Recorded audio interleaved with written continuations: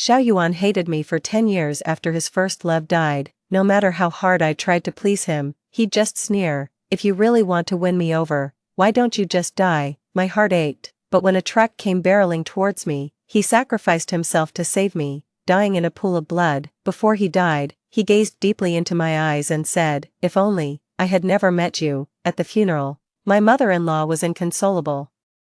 I should have let Xiao Yuan and Jiang Jiang be together back then, instead of forcing him to marry you. My father-in-law glared at me, full of resentment. "Yuan saved your life 3 times. He was such a good man. Why wasn't it you who died instead?" Everyone regretted that Xiao Yuan married me. Even I did. I was thrown out of the funeral, completely distraught. 3 years later, the time machine emerged, and I went back to the past. This time, I chose to sever all ties with Xiao Yuan. For the sake of everyone. 1. The time machine erupted in a blinding flash. I squeezed my eyes shut, but then I suddenly heard Xiao Yuan's mocking voice in my ear. "My parents are practically threatening to disown me if I don't marry you. Suyu, you really know how to get what you want, don't you? But even if we do get married, what will you gain? Do you honestly think we'll ever be happy?" I suddenly opened my eyes to see Xiao Yuan, very much alive, standing right in front of me. His hands were casually tucked into his dress pants pockets, and his eyes held an undisguised sneer. The Xiao Yuan of the future was mature and distinguished, but the one before me now was laid back and casual, exuding more of that youthful swagger I hadn't seen in ages. Seeing that, my nose stung with emotion. The time machine really did take me back to the past, but it seemed to have malfunctioned. It didn't take me back to when we first met, but rather to 10 years ago. To the day Xiao Yuan and I were about to get married. Thankfully, at this point, there's still a chance to fix things. I suppressed the ache in my heart and stared at him, greedily. "Xiao Yuan, you don't want to marry me because Gu Jiangjiang is the one you truly want to marry, isn't that right?" Perhaps I'd hit a nerve. As his body stiffened abruptly, he glared at me. "So what if it is? We're already standing at the Civil Affairs Bureau. Do you honestly think there's still room to back out?" I nodded honestly. "Yes, there is." Xiao Yuan scoffed. "I don't have time for your games. Just sign the papers, get the marriage certificate, and let's be done with it. I'll be waiting outside." Seeing him walk away, my heart ached as if pierced by a sharp needle. I've loved Xiao Yuan for many years, in this life and the last. He saved me twice, risking everything, and I mistakenly thought he secretly liked me too. Xiao Yuan's parents also tried to convince me. Xiao Yuan is soft-hearted but stubborn. If he didn't love you, why would he risk his life twice to save you? I believed him, and happily married him. It wasn't until his white Moonlight died that I realized he loved someone else. His dying words, "I wish I'd never met you," utterly crushed me. My 10 years of love were his 10 years of torment, before I turned the time machine. The High Monk told me I could only sever my karmic ties with Xiao Yuan by fulfilling his 3 regrets. He won't die at 30 because of me again. From now on, both he and I will have our own smooth paths ahead. I lowered my head and wrote Gu Jiangjiang's name on the marriage application form. I distinctly remember the 3 regrets Xiao Yuan wrote in his diary: regretting marrying Suyu, regretting not resisting his parents' arrangements, regretting not saving Gu Jiangjiang. Well, I guess his first regret can be considered fulfilled now. I walked out the door with 2 marriage certificates in hand, and Xiao Yuan was standing there, waiting for me. He instinctively reached for the marriage certificate in my hand, about to open it, but I quickly grabbed his hand to stop him. I gave him a gentle smile. "Xiao Yuan, let's look at it tomorrow. There's a surprise waiting." His gaze fell on me, his brows furrowed. "You're a bit strange today. What? Are you so happy about marrying me that you've gone crazy?" "It's certainly something to be happy about, because I finally saw you alive again." I smiled. "I think you're the best person in the world. Anyone who marries you would be incredibly happy." He scoffed, then turned and walked away. If I didn't know he disliked me, I would have thought he was shy. Just then, a young couple next to me was chattering away. "Honey, there's a once-in-a-century meteor shower tonight. They say couples who watch it together stay together forever. Let's go." My steps faltered. It brought back memories of this very day in my past life, when I, harboring a secret hope that he would fall in love with me, pestered him to go watch a meteor shower. All I got in return was his cold, sarcastic taunt. "Do you really think a couple who only cares about appearances will last just because they watched a meteor shower? By your logic, if everyone in the world watched a meteor shower together, there'd be no unhappy couples. What kind of fantasy are you living in?"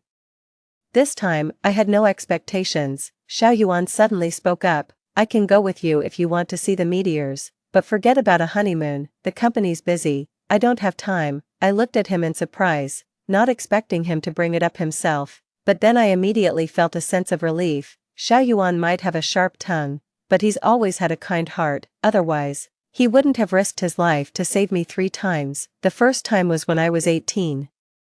I was being robbed in an alley, and he took a knife to his right hand to save me, damaging his radial nerve. From then on, he could never lift heavy objects again, and his dream of playing the piano was shattered. The second time was during an earthquake. We were trapped together in the rubble, and he tricked me into eating all the remaining food and water, giving me the only hope of survival. If rescue hadn't arrived in time, he would have died there. The third time, when a large truck came barreling towards us, he instantly pulled me into a hug. Flying glass shards pierced the back of his head, while I, held tightly in his arms, only suffered a minor scratch. He saved my life 3 times. How am I supposed to break free from loving him? Xiao Yuan didn't wait for my answer, opening his mouth with a hint of impatience. Are you coming to see the meteor shower or not? I snapped back to reality and smiled at him. Okay, tonight. We'll go watch the meteor shower together. Only then did Xiao Yuan's brows relax, and he hailed a taxi. I'll take you home first, then pick you up later to see the meteor shower at the observatory. Just then, Xiao Yuan answered a call, and his brows furrowed instantly. Jiang hurt her hand. I'm going to check on her. You should head back first. I nodded. Okay. He looked a bit surprised. Didn't you used to hate it when I went to see her? What's with the change of heart? I opened my mouth to speak, but he just sneered again. Right, well, we're married now, so she's no threat to you anymore. Text me when you get home. I'm leaving. He got in his car and drove off, not seeing the profound disappointment and bitter smile in my eyes. The truth is, I never actually tried to stop his favoritism towards Gu Jiangjiang. It was only once, when Zhao's parents and I accidentally saw Gu Jiangjiang kissing an older man, and later, after some investigation, we found out she had been kept by various sugar daddies for a long time. That's why I desperately tried to keep Xiao Yuan from getting too involved with her. But Xiao Yuan was completely oblivious, and after her death, he suffered for 10 years. If I had to choose, I'd rather see him with Gu Jiangjiang than watch him endure such torment, only to die for me in the end. Guilt and self-blame can really crush a person. I sighed, went to school to secure MY, and only then did I head home. Zhao's parents had already prepared a table full of dishes. Seeing me return, Zhao's mother happily clasped my hand. You're back so soon after getting your certificate. Why didn't Xiao Yuan come back with you? He had something come up at work, so he went to take care of it. Mrs. Xiao chided, that boy.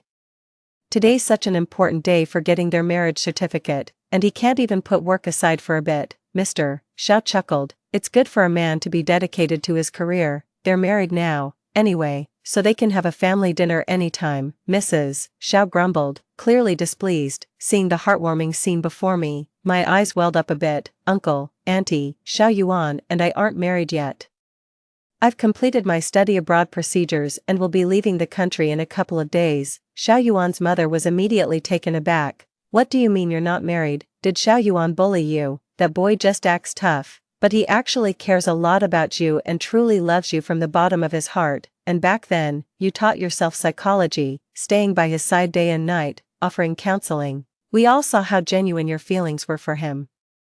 You two love each other, so of course you should be together. Besides, you know that Gu Jiangjiang isn't a good person. We absolutely can't let her win. Zhao's father quickly chimed in. Xiao Yuan is just being stubborn. Once you insist on getting married, he'll definitely come around. These words sounded all too familiar. They had said the same things before. Unfortunately, forcing that outcome led to everyone regretting it in the end. I took Mrs. Zhao's hand and said softly, please, don't get upset, both of you, just hear me out. As much as I hate to admit it, you can't force love. Xiao Yuan, he never actually loved me. Last night, I had a dream. Xiao Yuan and I were married, but he refused to see me. He'd work himself to the bone at the company every day, until he developed a stomach illness. He wouldn't drink the porridge I made for him, and he wouldn't let me take care of him when he was sick. He said the pain I brought him outweighed any happiness, and then, when he was 30, he died saving me from a truck. My heart ached so much I could barely breathe as I spoke. Mrs. Xiao was stunned, but that was just a dream. Xiao Yuan wouldn't do that. I sniffled, forcing a faint smile. Uncle, Auntie, dreams are premonitions. I don't care if he doesn't marry me, or if we're not husband and wife, but I want him to live a long and healthy life, and there were always signs. Xiao Yuan loves music, not business. And he hates having his path dictated to him. If his hand hadn't been injured back then, he wouldn't have gone down this road. It's the same now. If it weren't for his parents' arrangements, he wouldn't have married me. I'm the root of everything. It's all my fault. I don't want to keep making mistakes. My study abroad plans are all set. I'll always remember everything you two have done for me. And I promise to take good care of you both in the future. Zhao's mother secretly wiped away a tear. You're such a good girl. It's Xiao Yuan who wasn't lucky enough to marry you. I hugged her back, my eyes red, and smiled. It's okay, even if I can't be your daughter-in-law, I can still be your daughter. I'll take care of you both in the future too. It was then that Zhao's parents finally broke into smiles. Having ultimately agreed to my request, I remembered the second wish in Xiao Yuan's diary. This should, I suppose, count as fulfilled. The time machine only allows me 36 hours here. Now, with one last wish to complete, will it go smoothly? As night approached, I went to the observatory alone. This was the best spot to watch the meteor shower. My hands gripped the railing, a faint sense of anticipation stirring within me. I don't know how long I'd been waiting when the door behind me suddenly swung open. My eyes, full of delight, turned to see who it was. Xiao Yuan. You're here. Instead, he strode towards me in a few quick steps. His face dark and his eyes simmering with anger. Su Yu, just because I didn't take you home and went to be with Jiang instead, you ran off and tattled to my parents. Do you have any idea they called and yelled at Jiang? She was so distracted by all of this that she got into a car accident while crossing the street and is now bleeding out and close to death. Are you happy now? 2. I froze in place. In her previous life, Gu Jiang also died after a car accident caused massive bleeding, because the blood bank ran out and she couldn't be saved in time. If Xiao Yuan's previous behavior towards me was just sharp-tongued sarcasm, after this incident, he completely came to hate me. But this was supposed to happen a month after the wedding, so why is it happening so much earlier? I was wondering how I'd fulfill Xiao Yuan's third wish, and now, here it is. I looked at him. So you're here for me to give her a blood transfusion. Hearing that, Xiao Yuan let out a cold, exasperated laugh, clearly taken aback. You think I wouldn't dare? You owe her this. He grabbed my wrist and pulled me towards the hospital. As soon as we arrived at the hospital, I immediately donated 400 cubic centimeters of blood. It felt like a part of my strength had been drained, leaving me completely weak. The nurses frowned deeply. The amount of blood donated isn't nearly enough.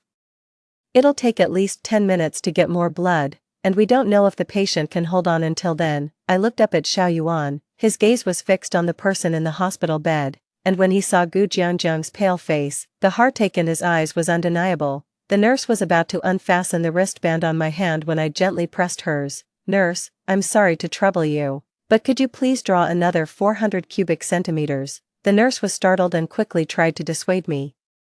No, you can only donate a maximum of 400 cubic centimeters at a time. I just smiled. It's fine, I'll recover. Saving a life is more important. The doctor from the emergency room rushed out, shouting, there's not enough blood, hurry and get more blood supplies. The patient is about to give out. I urged the nurse, and she said gratefully, Miss, you're so kind. The patient will surely be very grateful to you when they wake up. Su Yu, Xiao Yuan opened his mouth, I'll make it up to you.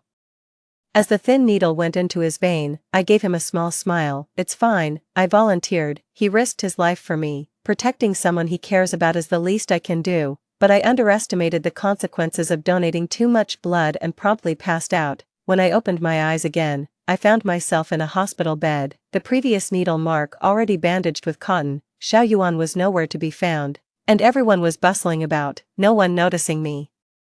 Just waking up in the hospital bed, I glanced up at the clock on the wall. Just an hour left before I'd be back in the past. On the small TV in the hospital room, they were replaying last night's once-in-a-century meteor shower. The meteor shower was beautiful, but unfortunately, I missed it again. It seems my wishes are just never meant to come true. I was lost in thought until I heard footsteps beside me, followed by Xiao Yuan's voice, a mix of exhaustion and relief. You're awake. Jiang is awake too, thanks to your blood donation last night. I turned to look at him. Okay. When he saw my pale face, he froze for a moment, then awkwardly began to speak. I'm sorry for being so harsh last night, but you really shouldn't have told on me. she has nothing to do with our business." Hearing his words, a pang of bitterness hit me. He always misunderstands me like this. 10 years ago, I would have teared up defending myself. Now that we're about to part ways, our paths will never cross again. Whether he misunderstands me or not, it no longer matters. That's when Xiao Yuan spoke up. "I didn't keep my promise to watch the meteor shower with you. I remember you said you wanted to go to Dali. In a few days, I'll take you there for a trip." I was surprised he still remembered that, but then I shook my head and refused. No need. For once, Xiao Yuan didn't make any snide remarks. He pulled out his phone and booked tickets for 5 days later. "I understand you're upset with me. I booked the flights. Once you've rested up in a few days, we'll go on our honeymoon." "No, thank you, Xiao Yuan." Xiao Yuan looked at me, and I softly said, "Don't be so fixated, and don't feel like you owe me anything. This is what I owe you." These words were for Xiao Yuan, but also a reminder to myself. Xiao Yuan interrupted me, displeased. "What are you talking about?" I didn't respond again, and silence fell between us. Xiao Yuan turned around, picking up a cup to pour me some hot water. I noticed his hand trembling uncontrollably. It must have been the rain today. Flaring up an old injury, memories, and a pang of heartache instantly flooded my mind. I asked him, "Do you regret becoming like this, all to save me?" Xiao Yuan lowered his head and placed the water in front of me, his hair obscuring his eyes. He said, "No regrets. Even if it were someone else, I would still save them, even during the earthquake." I saw his fingers stiffen slightly, then heard him say, "Yes, no matter who it is, I would save them." Just as I thought. He's such a kind and gentle soul. I smiled, but tears streamed down my face. "Thank you, Xiao Yuan. You truly are a wonderful person. I was so ungrateful before, clinging to you and refusing to let go. You must have been so troubled by me. Such a kind person, yet I tormented him for 10 years, and in the end, he died saving me. I truly was his undoing." Seeing my tears, a rare flicker of panic crossed Xiao Yuan's eyes. "What are you talking about?" Just then, the secretary rushed out. "Mr. Xiao, Miss Gu is awake. I'll go see her first." Xiao Yuan's face lit up with joy, and he quickly turned to leave, but I softly called his name. He turned his head, and I gave him a bright smile. "I'm sorry, Xiao Yuan. I wish you peace, joy, and all your heart's desires from now on." He keenly sensed that something was off with me. "Why are you talking about goodbyes out of the blue? I'm just going to see Gu Jianjiang. I have something to tell you. Wait for me to come back." With that, he turned and left. Less than half an hour remained until I could go back to the past. I pulled out the 4 needle from my hand and got up, heading out of the hospital. After Xiao Yuan finished visiting Gu Jianjiang, he came into my hospital room carrying a large bag of tonics, but the room was empty. Xiao Yuan tentatively called my name a few times, but there was no answer. A strange sense of irritation welled up in Xiao Yuan. He pulled out his phone, instinctively about to call me, when his secretary rushed in from outside the door. "Mr. Xiao, something terrible has happened." The secretary, panting, yelled out, "10 minutes ago, Miss Su was in a car accident and lost a lot of blood." To make matters worse, the hospital's blood bank was critically low, and Miss Su passed away after resuscitation efforts failed. 3. The insulated container crashed to the floor, spilling the nourishing soup everywhere. Immediately following was Xiao Yuan's roar of disbelief. "What did you say?" His heart felt like it had been struck by a heavy hammer, a sharp pain shooting through his chest. Xiao Yuan forced himself to calm down, immediately taking 2 steps towards the door. Suddenly, his legs gave out and he stumbled, but his assistant quickly caught him. "Where is she now? Take me to her." Immediately, Xiao Yuan's assistant rushed him to the hospital room, where Xiao Yuan burst through the door. "Wait a moment, Mr. Xiao, you can't go in yet." Several nurses tried to stop him, but he pushed them aside. When Xiao Yuan reached the bedside and tremblingly pulled back the white sheet covering the face, his body froze. "She's not Suyu," the nurse who rushed in, her face flushed, explained.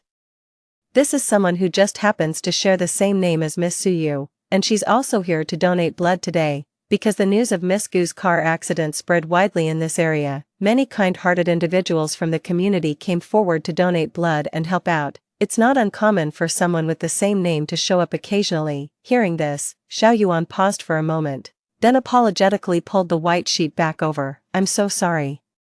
That was a spur-of-the-moment decision, and I've caused you trouble." After Xiao Yuan was asked to leave the ward, the assistant awkwardly wiped a bead of sweat. "My apologies, Mr. Xiao. I was just too eager and came to inform you without even getting a clear look at the person. It's fine, just be more careful next time." Xiao Yuan secretly breathed a sigh of relief, subtly wiping away the cold sweat that had beaded on his palms. "Thankfully, it was just a false alarm," the assistant quickly said. "I just went to check." Miss Su simply went home. Xiao Yuan hummed an acknowledgement and immediately headed home. The moment he stepped through the door and saw the anxious look on his parents' faces, his heart sank. His mother's voice was choked with tears. "Yu, I don't know what happened. She came home and just collapsed onto the bed.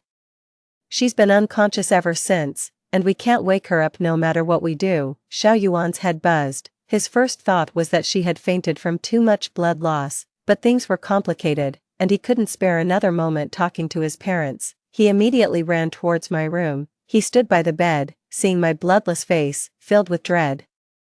Recalling the words I'd spoken before losing consciousness, words that sounded like both a farewell and a declaration of love, he was overwhelmed with mixed emotions. In truth, he didn't dislike me as much as he resented the path and marriage his parents had arranged, but now he understood. He wouldn't hurt me again and again for the sake of those pointless acts of rebellion. Xiao Yuan looked at my pale face, making a silent vow to himself. This time, when I woke up, he would personally apologize to me. By the time Xiao Yuan left the room, Mother Xiao had already dried her tears. Father Xiao looked at him, cleared his throat, and asked, "I heard Gu Jianjiang was in a car accident. What exactly happened?" Hearing this, Xiao Yuan's brow furrowed, and a hint of anger crept into his voice. "When you called to harass Suyu after she complained about you, it distracted her while crossing the street, and that's why she got into an accident." Hearing this, Mother Xiao immediately let out a cold laugh. "That bitch really outdid herself. I knew she was up to no good, but to actually try and sow discord, good thing I had a backup plan." With that, Mother Xiao played a recording.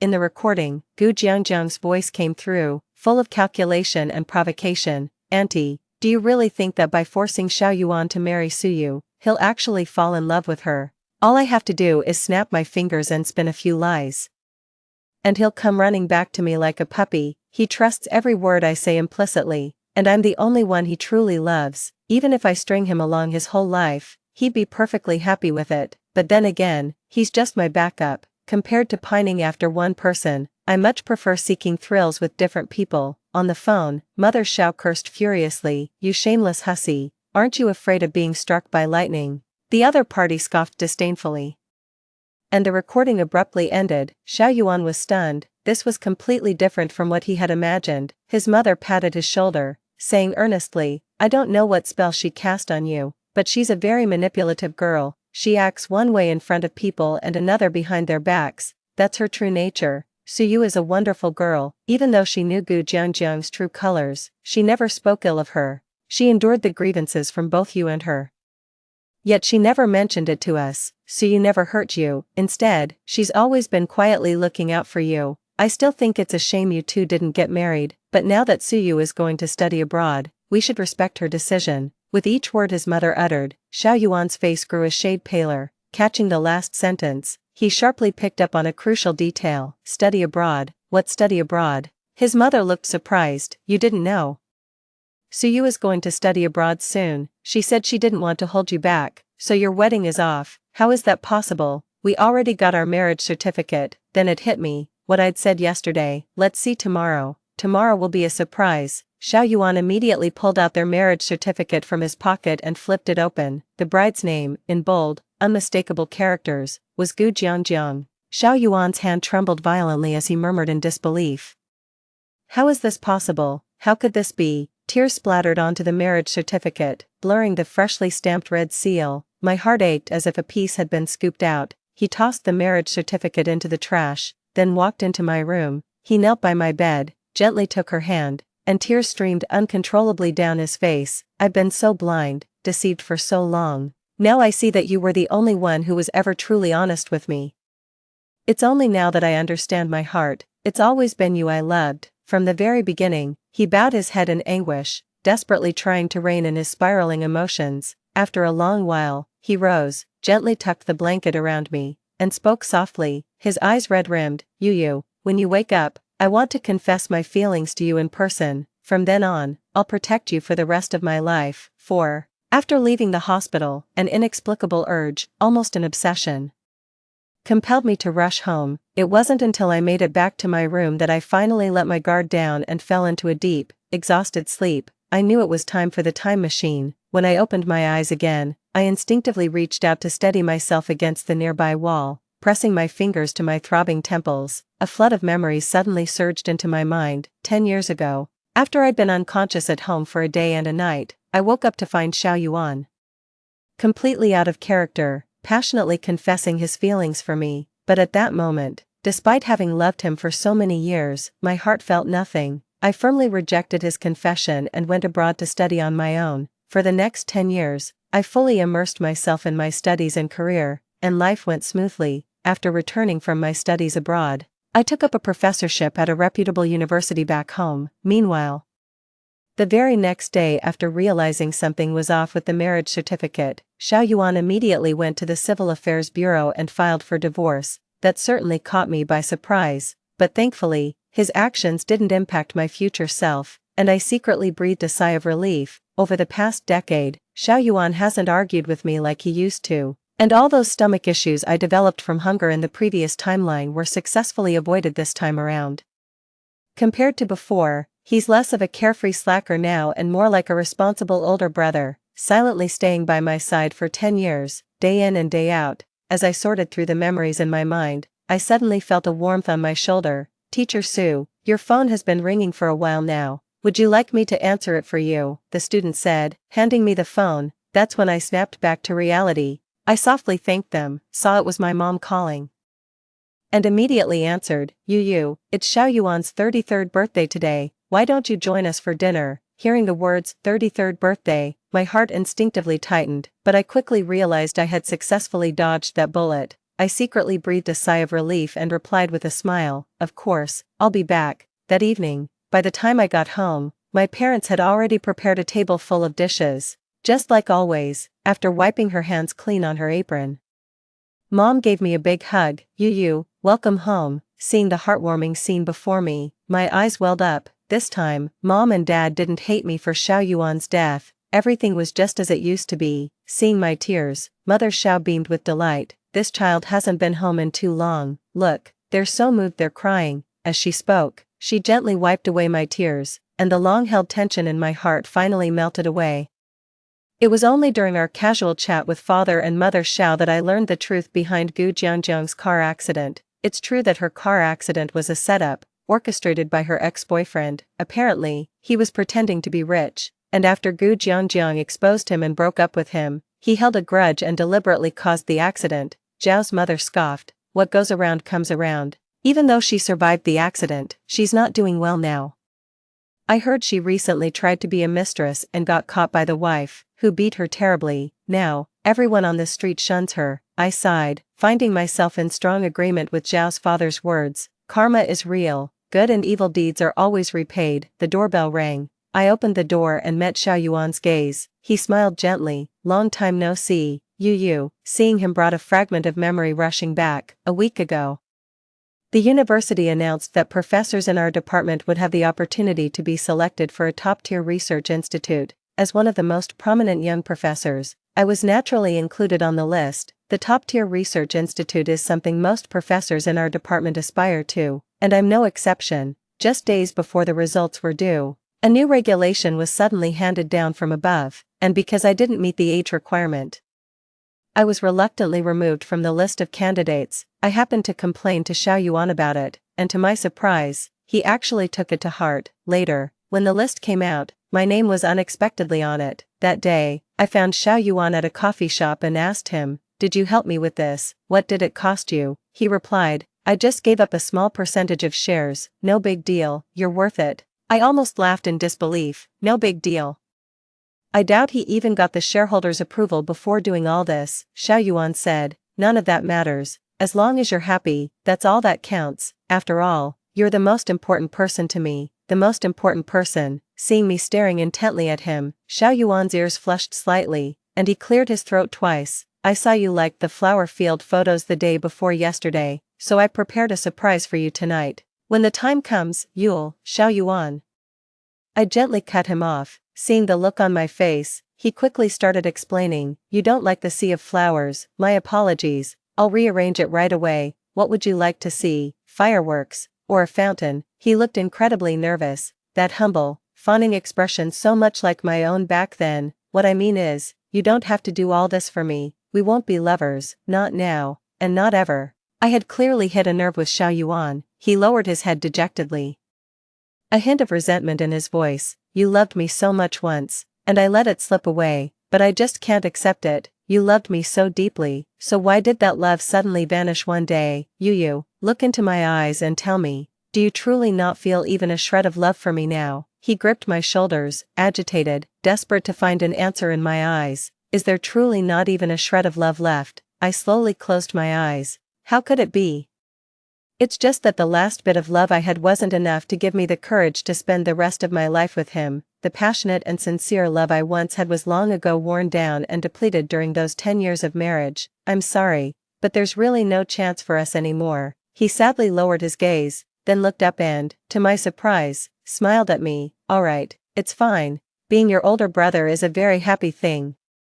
It was only when I heard Mother Zhao's call that I was jolted out of my memories. In the hall, the three of them and I each took one of the 4 seats at the square dining table. Out of the corner of my eye, I suddenly watched Xiao Yuan. Compared to when he was last 33, his mature and distinguished aura now carried an added touch of gentle elegance. A wave of emotion washed over me, tinged with a sense of unreality. It's truly wonderful, he's alive, and everything has changed. Father Xiao raised his glass and smiled at me. Yu, why don't you say a few words of birthday wishes to Xiao Yuan today?" I snapped back to reality, a smile playing on my lips as I agreed. I raised my glass to him. "May you find peace and joy from now on, may your life be smooth sailing, and may all your wishes come true." Hearing my blessing, Xiao Yuan paused for a moment, then came back to himself and clinked glasses with me. "You too, Yu. I'll be a good brother to you and protect you for the rest of your life." Amidst the clinking of glasses, the love I had held on to for over a decade finally let go. It was a very pleasant meal. With the 3 hurdles behind me, a huge weight was finally lifted from my mind. From now on, may you have peace, success, and all your wishes come true. The end. Story 2. On the day we got our marriage license, my lottery ticket won 50 million. Double happiness struck at once, but that very night, he brutally murdered me. In my dying moments, I heard him gleefully calling another woman, "Babe, we hit the jackpot, come help me dispose of the body." Before she died, she actually asked if I ever loved her. Of course I did, loved her as my ATM and fuck buddy. Ha ha ha. I died, my corpse dumped in latrines and landfills, devoured by maggots and flies. When I opened my eyes again, I'd reincarnated back to the day we claimed the lottery prize. My boyfriend turned the doorknob and flashed me a smile. "Babe, tonight's gonna be wild, you ready for this?" Duan Kai's gentle smile gave no hint of the monster beneath. A sharp pain shot through my head as the motion-activated hallway lights suddenly became blinding. Memories swirled in agonizing disarray. Visions of my final moments flashed before my eyes. Duan Kai's hands around my throat, my breath fading into nothingness. I fought desperately, only to be met with savage kicks and punches. Through the haze, I saw Duan Kai open the door to a petite young woman, early 20s, quiet and pretty. They locked in a passionate embrace, gleefully fantasizing about their lottery-fueled life of luxury. The girl then opened a medical kit, pulling out syringes, scalpels, and some terrifying instruments. She made Duan Kai strip me to the waist, then injected some fluid into me with practiced ease, her voice teasing and flippant. "Be a good boy now, Auntie's going to cut open your tummy, crack your ribcage, and take out your steaming organs." I couldn't tell if I'd been anesthetized. My upper body was completely numb as I watched the gleaming scalpel trail downward from my collarbone. My consciousness was fading fast when I heard the girl say, "We need to deliver these organs ASAP, the buyers are waiting." Duan Kai, prioritize the kidneys, they're the most urgent. The girl chuckled darkly. "So, should we bury her or dump her in the lake?" Duan Kai's voice trembled with excitement.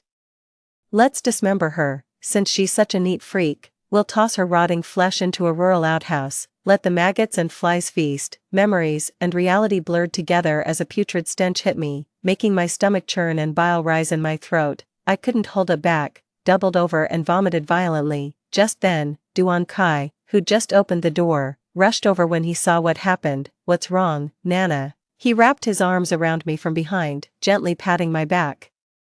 "Don't touch me," I screamed as I shoved him away, stumbling backward several steps. When I looked up, I finally saw Duan Kai standing across from me. The strikingly handsome man wore a mask of concern, though a flicker of barely concealed disgust and malice flashed through his eyes. "I'm absolutely certain it wasn't a nightmare. He did murder and dismember me. Then I was reborn, too. Nana, you look terribly pale." Duan Kai pulled tissues from his pocket and leaned closer again, feeling unwell. "Let's get you home to wash your face and rinse your mouth." My scalp tingled with horror. Within 5 minutes of stepping through the door, I drank drugged red wine. 10 minutes later, his mistress walked in, injected me with anesthesia, and harvested my organs while I was still conscious. This wasn't a crime of opportunity, it was premeditated from the start. "Don't you dare enter that house." Just then, Duan Kai grabbed my wrist. "Let's go home, I'll make you some warm water." My whole body trembled as I frantically looked around. The neighbors next door were never home, my front door stood wide open, and the elevator remained stuck on the first floor. In other words, whether I ran or screamed my lungs out, no one would come to my rescue. Duan Kai would undoubtedly drag me into his apartment by force. "What are you spacing out for?" Duan Kai yanked me toward his place with brutal strength, grinning. "Today's our lucky day, let's crack open some wine later." My heart skipped a beat. Those were the exact same words from my past life. "Honey, wait." I deliberately shoved my hands in my pockets, panicking as I looked at him. "The lottery ticket's gone." Duan Kai's face instantly darkened as he frantically searched my jacket and jeans pockets. "Don't scare me like that, that's 50 million on the line." Truth was, I'd secretly tucked the ticket into my bra, terrified of losing it. I burst into tears anxiously. Could I have left it at the hot pot restaurant? The lottery draw actually happened last night. These past 2 days I've been swamped preparing for our marriage registration, and only remembered about it tonight while having hot pot with Duan Kai. I checked casually and couldn't believe it. We'd won 50 million. Duan Kai broke out in a cold sweat. "That can't be." "I specifically glanced around when we left and reminded you to keep your bag safe," I quickly said. "Could it be in our car?" "Oh no, let's check right away." Duan Kai hesitated for 2 seconds before bolting toward the elevator, impatiently jabbing the down button repeatedly. He couldn't wait for the elevator to crawl up floor by floor. Head down, he charged toward the emergency stairs, tossing over his shoulder, "Stay put at home, don't go anywhere." The moment he left, the elevator dinged open. I immediately dashed inside and hit the lobby button. 3. The car was parked in the basement level.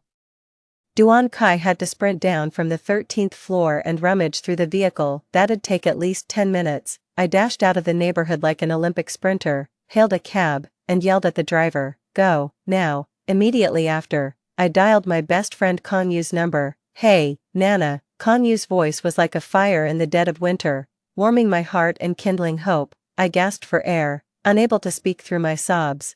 "What's wrong, Nana? Why are you crying?" Kanyu's anxious voice came through the phone. "Did Duan Kai hurt you?" My voice choked up.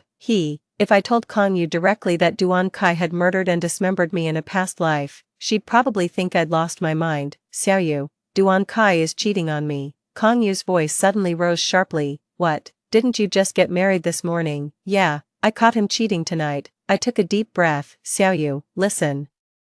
Duan Kai's probably turning the world upside down looking for me right now, and he'll likely show up at your place. Just ignore him and block his number." Kanyu immediately launched into a tirade. "I told you that meathead jock was trash, a walking hormone factory with the IQ of a ham sandwich. God knows what spell he cast on you." "Yeah, I was blind." I wiped my tears. "That jerk's probably checking every hotel for me tonight, so I can't get a room outside." "Xiaoyu, I remember your grandpa left you that apartment in Xingfu Community on Yan'an West Road before he passed. Can I stay there?" Kanyu agreed without hesitation, saying she'd bring me the keys right away. Right after the call, we reached the destination. I chose this place because there's a police station right across from Xingfu Community. If anything happens, I can call for help immediately. It takes Kanyu about half an hour to come from her home in the southern part of town. I bought a prepaid SIM card at a nearby store, found a quiet spot, and dialed 110. "Hello, I'd like to report a crime." "Yes, I'm reporting Duan Kai, a PE teacher at No. 3 High School. He's secretly involved in human organ trafficking." harvesting organs from living victims. Yes, I heard him say with my own ears that buyers were waiting for fresh corneas, hearts, and kidneys. This must be an underground crime ring. I closed my eyes, reliving that horrifying memory. They strapped me to a folding metal bed, and Duan Kai's mistress administered anesthesia with disturbingly professional precision. I remember that bitch humming nursery rhymes while slicing open my abdomen. If you tail Duan Kai, you'll find he's been seeing a woman in her 20s frequently, his mistress. I don't know her name, but she's fair-skinned. About 1.6 meters tall, with an oval face and a mole near her lip. My guess is she works in healthcare. I'm sorry, but for my own safety, I can't disclose personal details right now. I swear everything I've said is true. 4. After making the call, I immediately disposed of that burner phone. If I went to the police station to report that my husband plans to murder and dismember me, the police asked for the reason and evidence. I couldn't provide anything, and might even get framed by Duan Kai as mentally unstable. That's why anonymous reporting is the best approach. I hope the police act quickly to take down these two scumbags. Just then, my phone rang. It was Aunt calling. Nana, where have you been? Aunt's voice was frantic. Duan Kai said you went missing. He's been searching everywhere, calling every relative in the family. He was so worried he nearly called the police. I suddenly felt a surge of anger. He's not worried about me. He just wants my lottery ticket. Aunt, what lottery? I lashed out at my aunt. If you hadn't introduced that scumbag to me, I wouldn't be dead. Did you know he cheated on me? He even tried to kill me. This is all your fault. What kind of sick joke was this? My aunt fired back. Nana, that's so ungrateful. Who else in this world cares about you besides me? Yes, I introduced Duan Kai, but if you weren't interested, who forced you to date him? Just this morning you happily told me you were getting married. Clearly you liked his respectable teaching job and him as a person. How dare you blame me now? Furious, I hung up the phone. I immediately regretted lashing out at Auntie. Though Auntie talks a mile a minute, she's got a heart of gold and treats me better than her own daughter. When I was in middle school, my uncle had an affair and forced her to divorce. My uncle rejected my cousin for being a girl. He only took their son when he left. All these years, my aunt and cousin have relied on each other to run a flower shop, living a very tough life. I shouldn't have snapped at her. I texted my aunt, sorry Auntie, I'm not in a good mood. Right after sending the message, my cousin video called me. 5. The screen lit up to reveal my cousin Baitong's delicate face. We're cousins who grew up together, and there's a slight resemblance between us. Nana, what's wrong? My cousin asked with concern. Mom's been crying nonstop since your call. Calling you an ungrateful wretch, I sighed. I lost my temper with Auntie earlier. Could you apologize to her for me? My cousin asked cautiously. What's going on between you and Duan Kai? He stormed into our house looking for you, saying you'd won the lottery and immediately turned your back on him. My mom stood up for you and almost got into a fight with him. Did you really win? How much was it? I couldn't explain the horrors of my past life to her, so I just said, Duan Kai cheated on me. I'm done with him. Where is he now? Still at your place. She shook her head. When he couldn't find you, he slammed the door and left, said he was going to the police station to report you missing. Frowning, I thought for a moment before saying, cousin, I need a favor. My cousin said, go ahead, tell me. I lowered my voice. If the police come asking, just say Duan Kai cheated on me and I went abroad to clear my head. Anyway, I won't be seeing him anytime soon. Got it? My cousin nodded. Nana, you're really going abroad? I hummed in agreement, casually lying. Already bought the tickets, planning to visit Country H for a few days. My cousin said softly, take care out there. If you're short on cash, just tell me. I'll wire you some. A pang of sadness washed over me. No matter what, family is family, always in my corner, always caring. 6. After hanging up with my cousin, I noticed several WeChat messages from my best friend Kongyu. Nana, where are you? I'm already at the complex, but I don't see you. I'll go home first to get your pajamas and hot water ready. Come up by yourself later. I replied to Kongyu. Just got off the phone with my aunt. Want some late-night snacks? I'll go grab some wontons. Kongyu replied quickly. Street food isn't hygienic. Don't bother buying, I'll cook for you. My nose tingled as I typed back. I'll go to the supermarket for some fruits and fresh underwear to change into. After shopping, I lugged multiple bags into Happiness Community, entered Building 6, and took the elevator to the 7th floor. I knocked on the door. Within seconds, Kongyu opened the door wearing an apron with a spatula still in hand. Seeing my best friend, I burst into tears like a wronged child and hugged her while sobbing. it's okay now, sweetie, I'm here for you. Kanyu gently rubbed my back with her arm and soothed, this too shall pass. Come inside first, we'll talk it through tonight. I nodded in acknowledgement. When we entered, I noticed 2 pairs of women's shoes by the doorway, Kanyu's everyday sneakers and a pair of black high-heeled sandals. I'd seen the exact same designer pair on Tmall before, priced over 10 grand. I frowned and asked, do we have company? Kanyu smiled and said, on my way here, I ran into a friend from yoga class at the neighborhood gate. She'd sprained her ankle, so I helped her over to ice it at home, without much thought. I walked in, only to freeze in shock. There on the living room sofa sat a young woman in her 20s, with an oval face, delicate features, and tiny dimples that appeared when she smiled. That's Duan Kai's mistress, the one who gutted me like an animal, the butcher who dismembered me. My scalp prickled as if electrified, every drop of blood in my veins turning to ice. Kanyu smiled and introduced, Nana, this is Shinjicho. Hello. Shinjicho set down his glass, stood up, and walked over, extending his hand. Xiao, you told me your name is Joanna. It's a lovely name, and you're just as beautiful. Any man would be lucky to be your boyfriend. Facing my murderer, my first instinct wasn't revenge, it was to turn and run. 7. Terror, fear, and rage surged through me all at once. I'd trusted Kanyu so completely. How could she secretly collude with the man who killed me, pretending to comfort me while setting me up for the kill?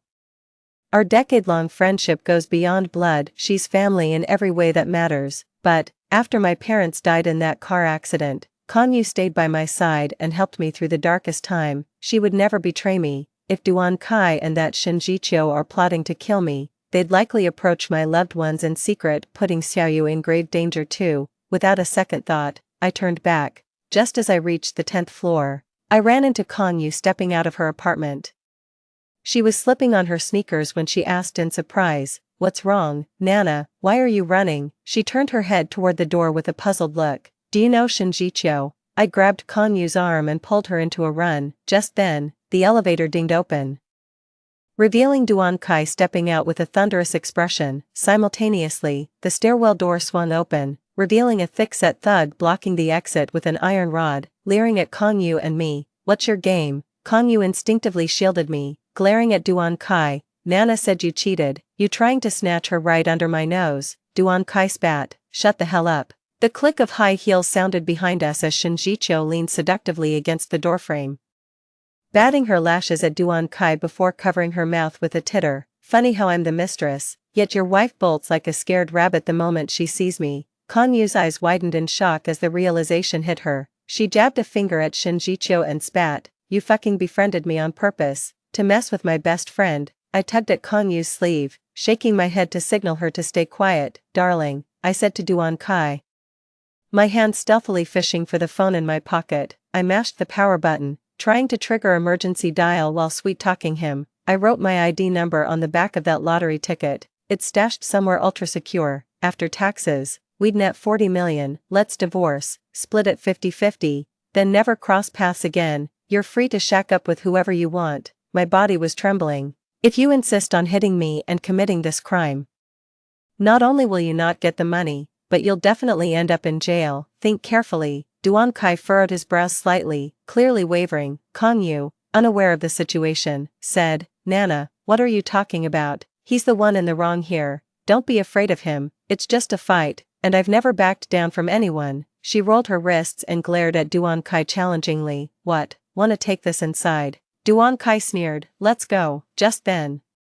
Kanyu suddenly kicked the guy by the stairwell, grabbed my arm and bolted while yelling, that bitch spiked my milk tea. Run. I fumbled for my phone only to realize I'd dialed 120 instead of emergency services. The operator kept asking, hello, can you hear me? I immediately hung up and dialed 110 while screaming, fire, help. At that very moment, I spotted 3 men guarding the 9th floor stairwell. Armed with clubs, my phone was snatched away in an instant, cutting off the call. From the moment Kanyu and I started running to our capture, less than 10 seconds had passed. Minutes later, Xiaoyu and I were violated and tortured to death, a horrific ordeal that lasted for hours. The ceiling was blood red, the darkness endless. Their laughter still rings clear in my ears. In the end, our kidneys, hearts, and other organs were harvested. Parts of our remains were flushed down the toilet, while the rest, stuffed into suitcases with rocks, were sunk into the fathomless depths of the river. It felt like a nightmare. 8. I was reborn once again. This time, I found myself in a taxi heading toward Happiness Residential Complex, my body turned ice cold with lingering terror, the scenes of my murder replaying endlessly in my mind. They tore my clothes off, taking turns assaulting me and Xiaoyu. When my screams became too shrill for their liking, they slit my throat with a scalpel. Duan Kai sat on the couch with Shinjicho in his arms, the two passionately kissing while watching the spectacle unfold. The memory burned fresh and vivid, as if it were happening right before my eyes. "Are you alright, miss?" the cab driver turned his head to ask. I jolted in fright, snapping back to reality. "Forget happiness community, take me to the police station, now." Just then, my phone rang. It was Duan Kai. Like in my past life, he was frantically calling and texting me non-stop. I blocked them without hesitation, then I immediately called Kongyu. "Hello, Nana." Hearing Kongyu's voice, I completely broke down, tears streaming as I muffled sobs into my hands. "Nana, what's wrong?" Kongyu asked softly. You.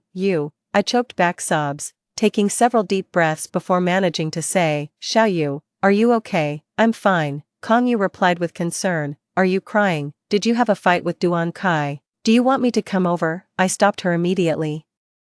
"There's some trouble between Duan Kai and me. It's complicated. If he calls, don't answer." "No." With that, I sobbed an apology. "I'm sorry, Xiaoyu. I'm so sorry." Kongyu burst out laughing. "Why on earth are you apologizing out of the blue?" Wiping my tears, I asked, "Xiaoyu, do you know a woman named Shinjicho?" Kongyu froze momentarily. "I do. Is she the reason you've been upset?" I pressed anxiously. "How did you two meet? How long have you known each other? What does she do for a living?" Kongyu replied, "About 3 months ago. Remember when I joined that yoga class, Shinjicho happened to be a student there too. She struggled with many poses and asked me for help. We ended up having meals together a few times, and before we knew it, we became close. She told me she's a nurse working at a medical checkup center. She even gave me a health screening card. Said she could use employee privileges to get me some free cancer screening tests." I frowned, thinking to myself, there's no such thing as a free lunch. Then Kongyu asked tentatively, "Nana, why are you suddenly bringing up Shinjicho? Is it because you're Duan Kai and her?" I nodded, unable to explain the details of being killed and reborn twice over the phone. All I could say was, "The worst part is, Duan Kai and I just got our marriage certificate this morning. For now, let's not make any sudden moves. We can't let that bastard and his mistress catch on." Kongyu immediately responded, Got it.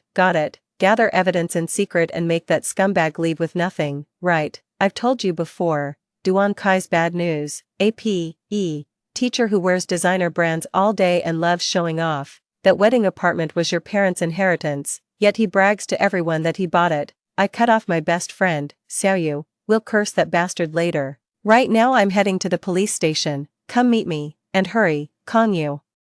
"Why are you going to the police station?" "They're coming. I reported them anonymously last time, but those bastards still tracked me down and killed me." 9. Now I have to protect both Xiaoyu and myself at all costs. These guys are vicious, definitely not your average criminals. Kongyu mentioned that Shinjicho still works at the medical examination center. Could they be using physical checkups as a cover to screen donors, then harvest their organs? I'll report all these leads to the police later. Just then, the taxi came to a stop. I looked ahead and saw a crowd gathered by the roadside. "What's going on here?" I asked with a frown. The driver pulled out his phone, checked a group chat, then turned to me. "There seems to be an incident near the train station. The road's completely blocked. We can't get through or turn around. Really sorry, miss. It's just 2 more stops. Would you mind?" Taking the hint, I paid the fare and got out to walk the remaining distance to the police station. The street was crowded, and the incident happened near the shopping mall up ahead. From a distance, I saw a man lying outside a dessert shop called Sweet Peach, covered with a piece of clothing, surrounded by shattered glass, with police tape already cordoning off the area. A little girl around 4 years old knelt beside the man, refusing to leave no matter how the officers tried to coax her away. She tugged at the man's arm, crying pitifully, "Daddy, wake up, let's go home." In a daze, my mind drifted back to when I was 15. My parents had taken me on vacation when an SUV driving the wrong way crashed into our car. Mom died instantly, and Dad later succumbed to his injuries. I'll never forget kneeling outside the operating room that night, begging God over and over not to take my father away. Eventually the doctor emerged. He bent down to help me up, sighed deeply, and said nothing, yet his silence spoke volumes. I know Dad's never coming back, I'll never see him again. The murmurs of the crowd snapped me back to reality. How tragic. Just walking down the street when a sheet of tempered glass fell and killed him. Thank God the daughter was running ahead playing, or they'd both be dead. When did this happen? Just 10 minutes ago. Around 9:40. The mall's definitely going to have to pay them hefty compensation. It's not about the money. That child witnessed their father die right before their eyes. That trauma will haunt them for life. Exactly. It was never about the money. 10. No amount of compensation from the driver's family could bring Mom and Dad back. If possible, I'd gladly trade years of my life to have them back. I staggered forward like a ghost. All strength suddenly drained from my body. A dull ache pulsed in my stomach as I clutched my abdomen and collapsed onto the train station's outer steps. Traffic police had begun directing the chaotic flow, slowly clearing the gridlocked streets as ambulances and police cars flashed blinding lights. The fatherless little girl was carried away in someone's arms. This was likely the last time she'd ever see her father. From then on, she'd have to drag herself to the hospital for shots when sick, when hungry. She'd need to learn grocery shopping and cooking alone. When I'm sad, I cry while looking at photos of Mom and Dad. After the tears dry, I wipe my face and keep going. I think if my parents were here, they'd help me see through Duan Kai's true colors and stop me from falling for his sweet talk. If my parents were still around, those people wouldn't dare treat me this way. Suddenly, my phone rang. It was a video call from my cousin. My cousin looked worried. Nana, where have you been? My mom called you over a dozen times just now. Why didn't you pick up? Wiping away tears, I checked my phone and saw all those missed calls from Auntie. Just then, the station clock chimed in the distance, marking 10 o'clock. It's nothing, sis, don't worry. I forced a smile. My cousin asked softly, what happened between you and Duan Kai? He stormed into my place looking for you just now, saying you'd suddenly disappeared. Did you two have a fight? With a choked voice, I murmured. It's complicated between us, sis, too much to explain right now. Anyway, I'll be divorcing him later. Please tell Aunt not to worry. My cousin sighed. If you don't want to talk about it, I won't pry. Nana, remember Aunt and I will always have your back. Maybe getting away for a while will help. Take time to cool off before making any decisions. After talking for a while, I hung up the phone. Alright, 11. The body had been removed over there, and the gathered crowd was slowly dispersing. I wiped away the lingering tears from my face, took out my Bluetooth earbuds from the bag, and listened to some music to calm myself down. Just as I was about to head to the police station, an idea suddenly flashed through my mind the moment I stood up. Like a firecracker, it pops with a sharp crack, not particularly powerful, but enough to startle a sleeping child awake, after being killed for the first time.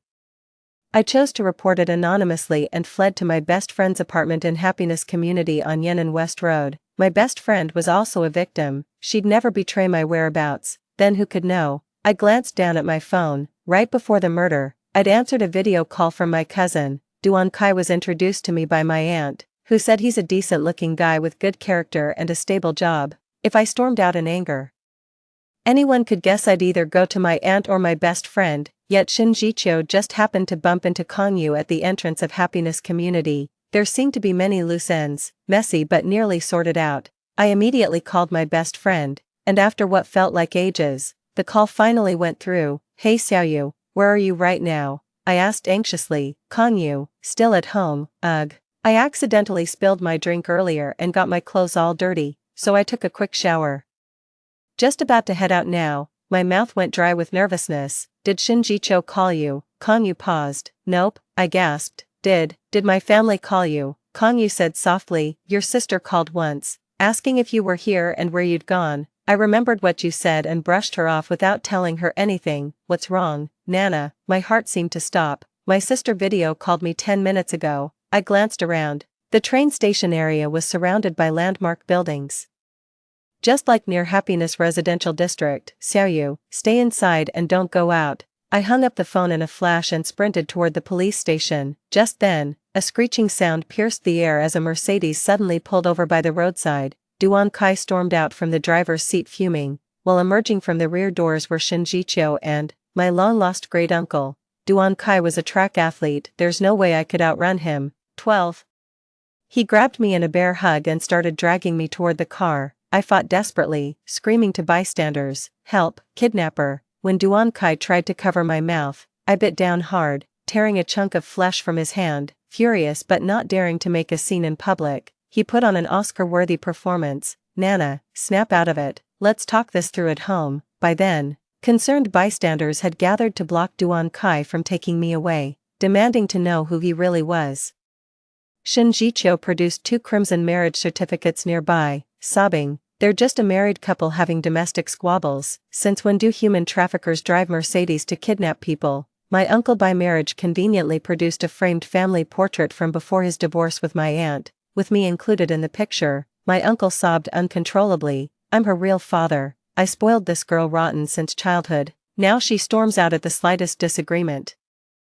Just like that, I was forcibly shoved into the back seat under everyone's watchful eyes. Whatever Shin Jiqiu injected me with drained all my strength. I couldn't scream, couldn't escape, just slipped helplessly into unconsciousness. I was murdered. This time was different. I'd bitten a chunk of flesh from Duan Kai, and Shin Jiqiu didn't bother with anesthesia. They cut out my tongue, gagged me, then carved me open alive, harvesting organs before dismembering the remains.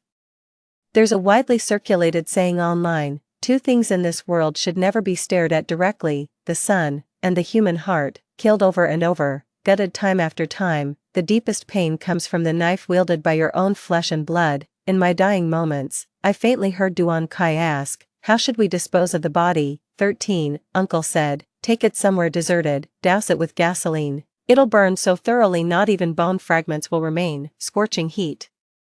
Flesh and bone dissolving away, the flames of hatred ignite, a fight to the death." I was jolted awake by my phone's ringtone, layer upon layer of memories merged with reality, the searing pain of the blade cutting through flesh forever etched in my soul. I was reborn again, having just fled my home and now riding in a taxi. "Miss, are you feeling unwell?" The driver pulled over and asked, "Should I take you to the hospital?" I doubled over in pain, clutching my stomach. Drenched in cold sweat despite the July heat, I managed, "Thank you, I'll be fine." The taxi driver asked, "Where to now?" The dim street light filtered through the car window as I glanced at my watch. 2 p.m., I replied with icy calm, "The train station, step on it." Just like before, my phone was bombarded with calls from Duan Kai. This time, I answered, "Hello." Duan Kai's voice crackled through the phone, frantic and furious, "Joanna, where the hell are you? I've been calling nonstop." I turned the car upside down but couldn't find the lottery ticket anywhere. "I've got the ticket," I said flatly. Duan Kai audibly reined in his temper, softening his tone. "Sweetheart, where are you now? Let me come get you." I sneered, "Duan Kai, I know you're cheating, let's talk divorce. There's an ice cream shop called Sweet Peach across from the train station, I'll be waiting for you there. 21:30, that's your deadline, if you don't show. I'm boarding that train and you won't get a single cent." I arrived at the shop first and ordered 2 iced Americanos. 14. Most stores near the station close around 10 p.m., but with the constant flow of passengers coming and going, the area stays busy well into the night. Standing outside the dessert shop, I looked up at the 32-story commercial building. A loose glass panel seemed to be dangling precariously in the night breeze. I checked my watch. 9:33 p.m. Just then, Duan Kai's Mercedes pulled over.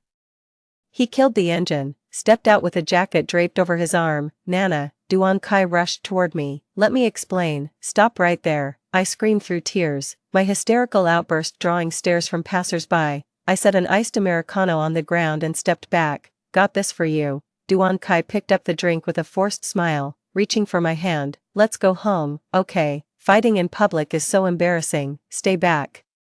I pulled the lottery ticket from my pocket and held it to my lips. "Lay a finger on me, and I'll swallow it whole." True enough, Duan Kai froze. His eyes darted nervously as he sighed. "I don't know who's been poisoning your mind, but I swear to heaven, my love for you is real, my loyalty absolute." Rubbing the ticket between my fingers, I glared at this venomous snake. "Do you love me, or my inheritance?" 2 apartments, over 2.6 million in savings after my parents died.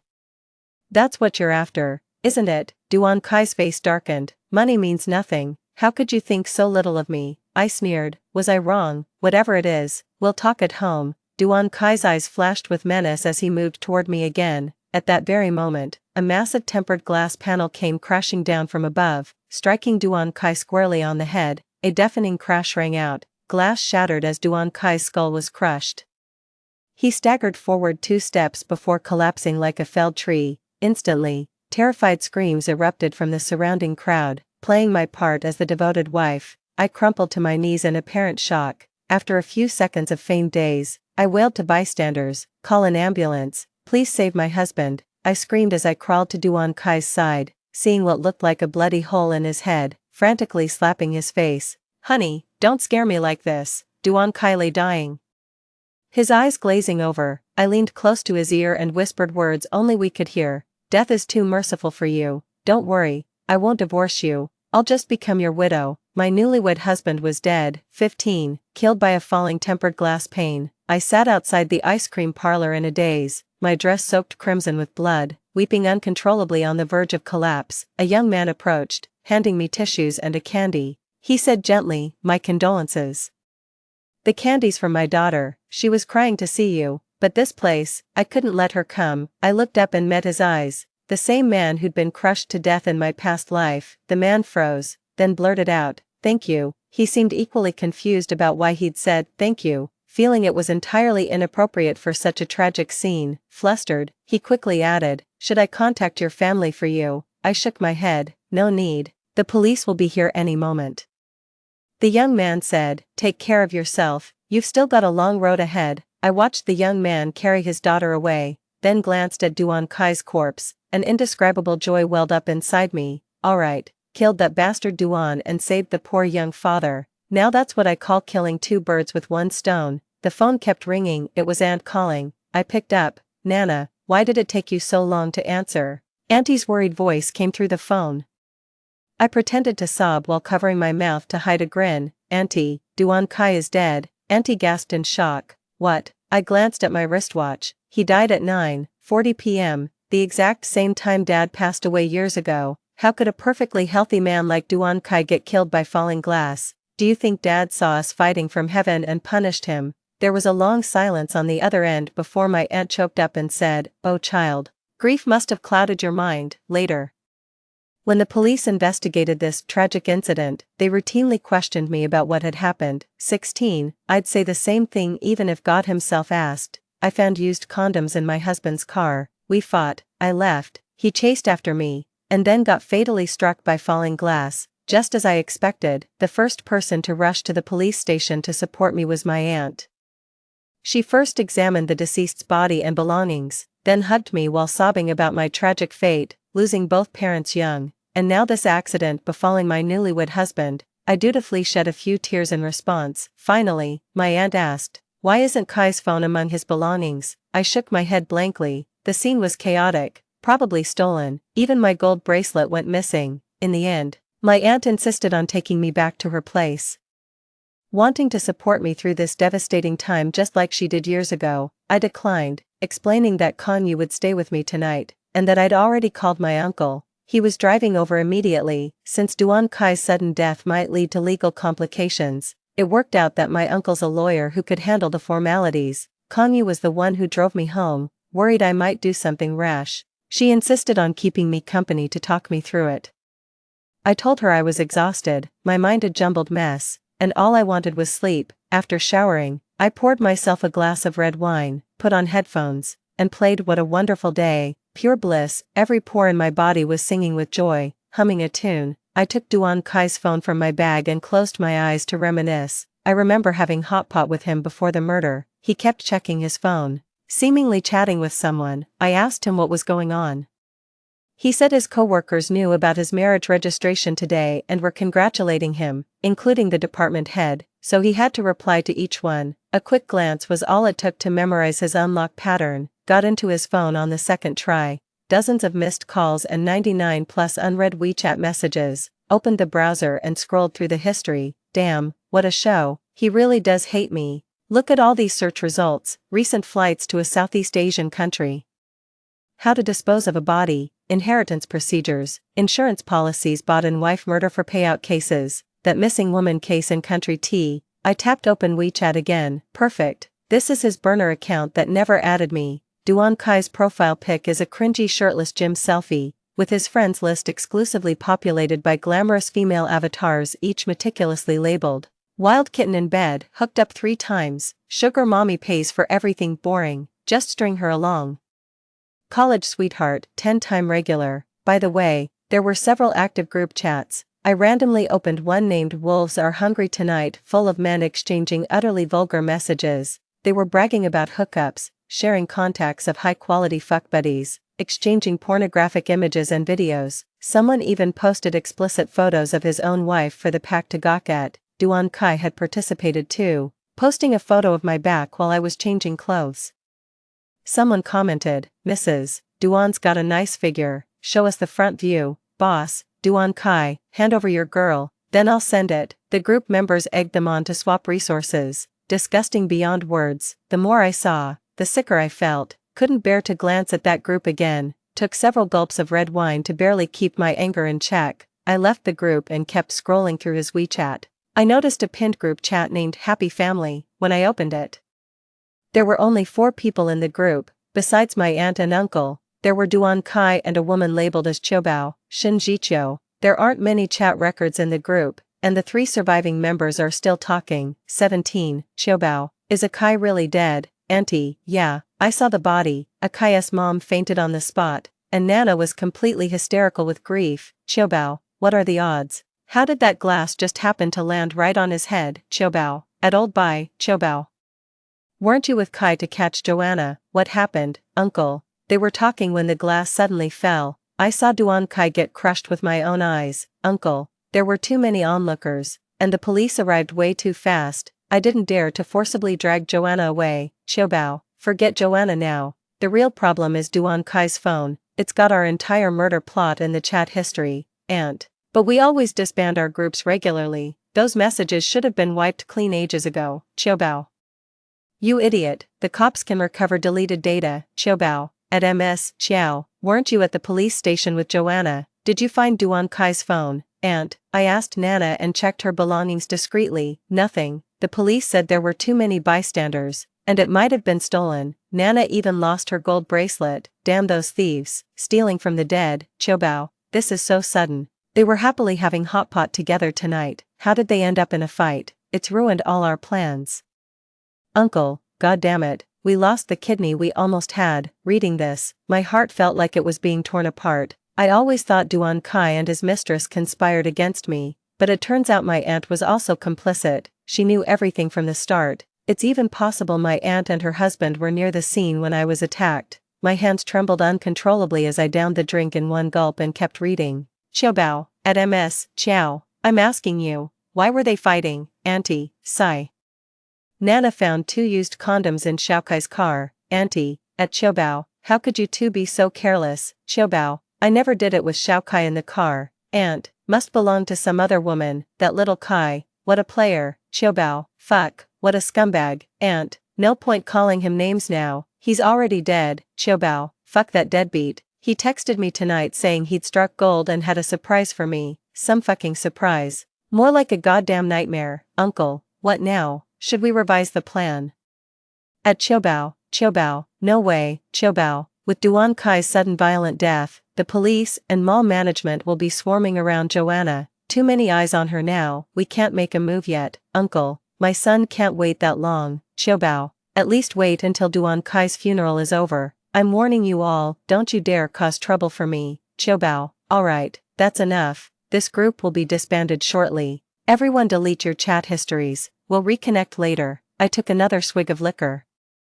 Seems Duan Kai never got the chance to tell his precious Qiubao about my 50 million lottery win. 18. In my drunken haze, I recalled the conversation between Duan Kai and Shinjiqiu during my first murder. Shinjiqiu said we need to deliver the organs immediately. The buyers are waiting. Duan Kai said to prioritize the kidneys. They're the most crucial. I started piecing things together. My long-divorced aunt and uncle suddenly working together. Something's fishy. Kidneys, what now? Should we report this to the police with the chat logs? There's motive but no actual crime committed. Just let it go. Never. The memories of being killed 3 times are still vivid. I won't let a single one of them get away. Duan Kai is dead, as his wife. I have to handle his funeral arrangements. 19. Ironically, The Duan family blames me for arguing with Duan Kai rather than holding their son accountable for his infidelity, claiming our quarrel caused his death. But they knew what really mattered now was suing the property management for higher compensation. Little did they expect debt collectors would show up the moment that bastard died. Turned out Duan Kai had been gambling online for years and racked up massive debts. The Duan family refused responsibility, claiming that as his legal wife, the debts fell on me. Thankfully, my uncle is a lawyer who saw right through Duan Kai's intentions. He only pursued me so relentlessly because I'm a wealthy heir with no siblings. My uncle gave the Duan family a scathing dressing down, and naturally, my aunt who introduced us got an earful too. My uncle helped sort out Duan Kai's debts. Turns out the compensation from the property management company could basically cover what he owed, but the Duans insisted that as his wealthy wife, I should shoulder all the debt, as if that debt was from Duan Kai's pre-marriage days. What the hell does it have to do with me? But he died after we married, so I'm entitled to every damn cent of that compensation money. Forgot to mention, after Duan Kai's cremation, I stuffed a can of expired goat milk powder into the urn, handed it to his family, and watched them bury that crap in the grave. As for his real ashes, I took a trip to the countryside to clear my mind and dumped that cursed thing into the filthiest pit latrine, leaving it as a feast for maggots and flies. I'd been deliberately avoiding Kanyu lately. 20. I know perfectly well that even though Duan Kai is dead, there are still people out for my life. I can't let Kanyu face danger again. Yet no matter how cold I acted, Kanyu remained gentle with me. Worried I might do something drastic alone, she kept cooking me meals and planning trips to cheer me up. Sorry Xiaoyu, I'll explain later. There's something I need to finish now. During the days handling Duan Kai's funeral arrangements, I shadowed my aunt for a day, confirming my earlier suspicions. I refused. Her son Baiyao was sick with uremia. No wonder they wanted to harvest my kidney. Once murderous intent takes root, it rarely fades. Judging from that day's WeChat chat history, Duan Kai's death didn't seem to affect their plans to harvest my kidney. My aunt and uncle even asked Shinjicho in the group chat when they'd make their next move. It appears the Shinjicho woman is the mastermind behind the organ trafficking ring. I initially considered investigating Shinjicho privately, but quickly abandoned the idea. This is extremely dangerous. They're operating as an organized group. After much deliberation, I've made my decision. When you can't fight the system, join the game. I pretended to visit the hospital as a patient and coincidentally ran into my aunt and uncle who were bringing my cousin for dialysis. My aunt was both startled and shocked to see me, then burst into tears. 21. During my cousin's break, I treated my aunt and uncle to a meal at the restaurant across from the hospital. I did my best to act nonchalant as I poured them tea. Xiaoyao looked quite pale earlier. Is he ill? I asked gently. Just as aunt was about to speak, uncle silenced her with a look. Uncle forced a smile. It's just chronic pneumonia. Your brother's always been frail since childhood. I didn't expose the lie. Sighing as I gently rubbed aunt's arm. If you need money, please don't hesitate to ask me. Aunt kept crying with her head bowed when suddenly, she dropped to her knees with a thud and grabbed my arm. Nana, the truth is, Xiaoyao has kidney failure. I looked at uncle. That old bastard's eyes were red as he chain-smoked one cigarette after another. I helped aunt up. Don't worry, with today's advanced medical care, we can cure cousin's illness. It's incurable, it's already terminal. Aunt refused to stand. Nana, I know you'll hate me for saying this, but could you donate a kidney to your brother? For all the years I've cared for you, I beg you to save your brother. Uncle turned his gaze toward me. The cigarette between his fingers burned to the filter unnoticed, clearly awaiting my answer. Though I'd long known this dear aunt of mine was nothing but a beast in human skin, hearing her ask that still wrenched my heart. Why not take your daughter Baitong's kidney instead? I choked back tears, asking through clenched teeth. Aunt covered her face, sobbing. Your sister has heart problems. She can't donate, and your uncle and I are too old. No way. I took several steps back, my voice cutting like steel. Auntie, that company benefit physical exam you took me to, all those tests, all those blood samples they drew, that was really for HLA matching, wasn't it? My aunt paled, avoiding my gaze as she shook her head desperately. Nana, how could you think that of me? I was just asking. My uncle suddenly stood up from his silent smoking, crushing the cigarette underfoot. Shuqin, he said while helping her up, I told you Joanna's an ungrateful wretch. After her parents died, we should have left her on the streets. Why bother caring? Our son's illness, we'll sell everything we own to treat him. We don't need her help. With that, My uncle took my aunt by the arm and left. Enough. I sat back down calmly and finished my meal at a leisurely pace. That very night, I noticed someone tailing me. I knew they were about to make their move. 22, having faced death several times, I find myself completely unafraid and even more composed. I called Officer 1 who previously handled Duan Kai's death case, telling him I'd recalled something while sorting through Duan's belongings. I'd simply been too busy to mention it earlier. I told Officer 1 that Duan Kai's death might not have been accidental, as he'd said some very strange things when he was alive. Officer Wang urgently asked me, "What did Duan Kai say?" choking back tears.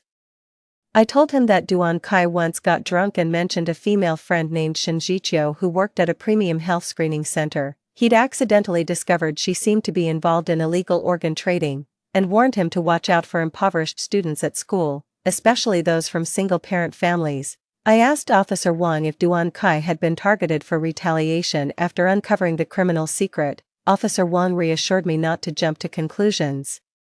After gathering some details, he promised to investigate and had me add his work WeChat, both for immediate communication and so I could share my location if anything seemed suspicious. I thought to myself, no wonder he's such an experienced cop, incredibly observant. After hanging up, I added Officer Wang to my contacts and immediately called my best friend Kongyu. Kongyu picked up after just 2 rings. "Oh, thank God. You finally answered," Kongyu asked anxiously. "What's wrong? Are you sick? Feeling down? Do you need me to come over?" Tears instantly streamed down my face as I sobbed uncontrollably, gasping for air. "It's nothing, I just missed you." We fell into silence simultaneously. Kongyu sighed. "Don't cry. I'm here for you, always by your side." I covered my mouth and sobbed, remembering how Xiaoyu had dragged me to escape during my second death, only to be violated and murdered by those monsters in the end. "I'm sorry." I kept apologizing. Kongyu asked softly, "What's wrong, me?" "It's just, I've been avoiding your calls and not seeing you lately. I was afraid you'd be angry." Kongyu smiled. "It's nothing." On the phone, Kongyu was also in tears. "Nana, you've got your whole life ahead of you. Don't do anything rash. I know we should respect the dead, but don't throw your life away over that cheating scumbag." "Don't worry, I won't," I said with a choked voice. "I sent you a little gift, remember to pick it up." "What is it?" "I won't tell you now, you'll see when you get it," Kongyu said gently. "Fine, keep your secret. Are you still wearing that black hairpin I gave you?" I nodded eagerly. "Never take it off." Just then, my phone suddenly rang with an unknown caller. My heart skipped a beat. Somehow I knew it was about that matter. "Xiaoyu, I've got something to handle. Talk later." After hanging up with Kongyu, that unknown number called again. I took a deep breath and pressed the answer button. "Hello, 23.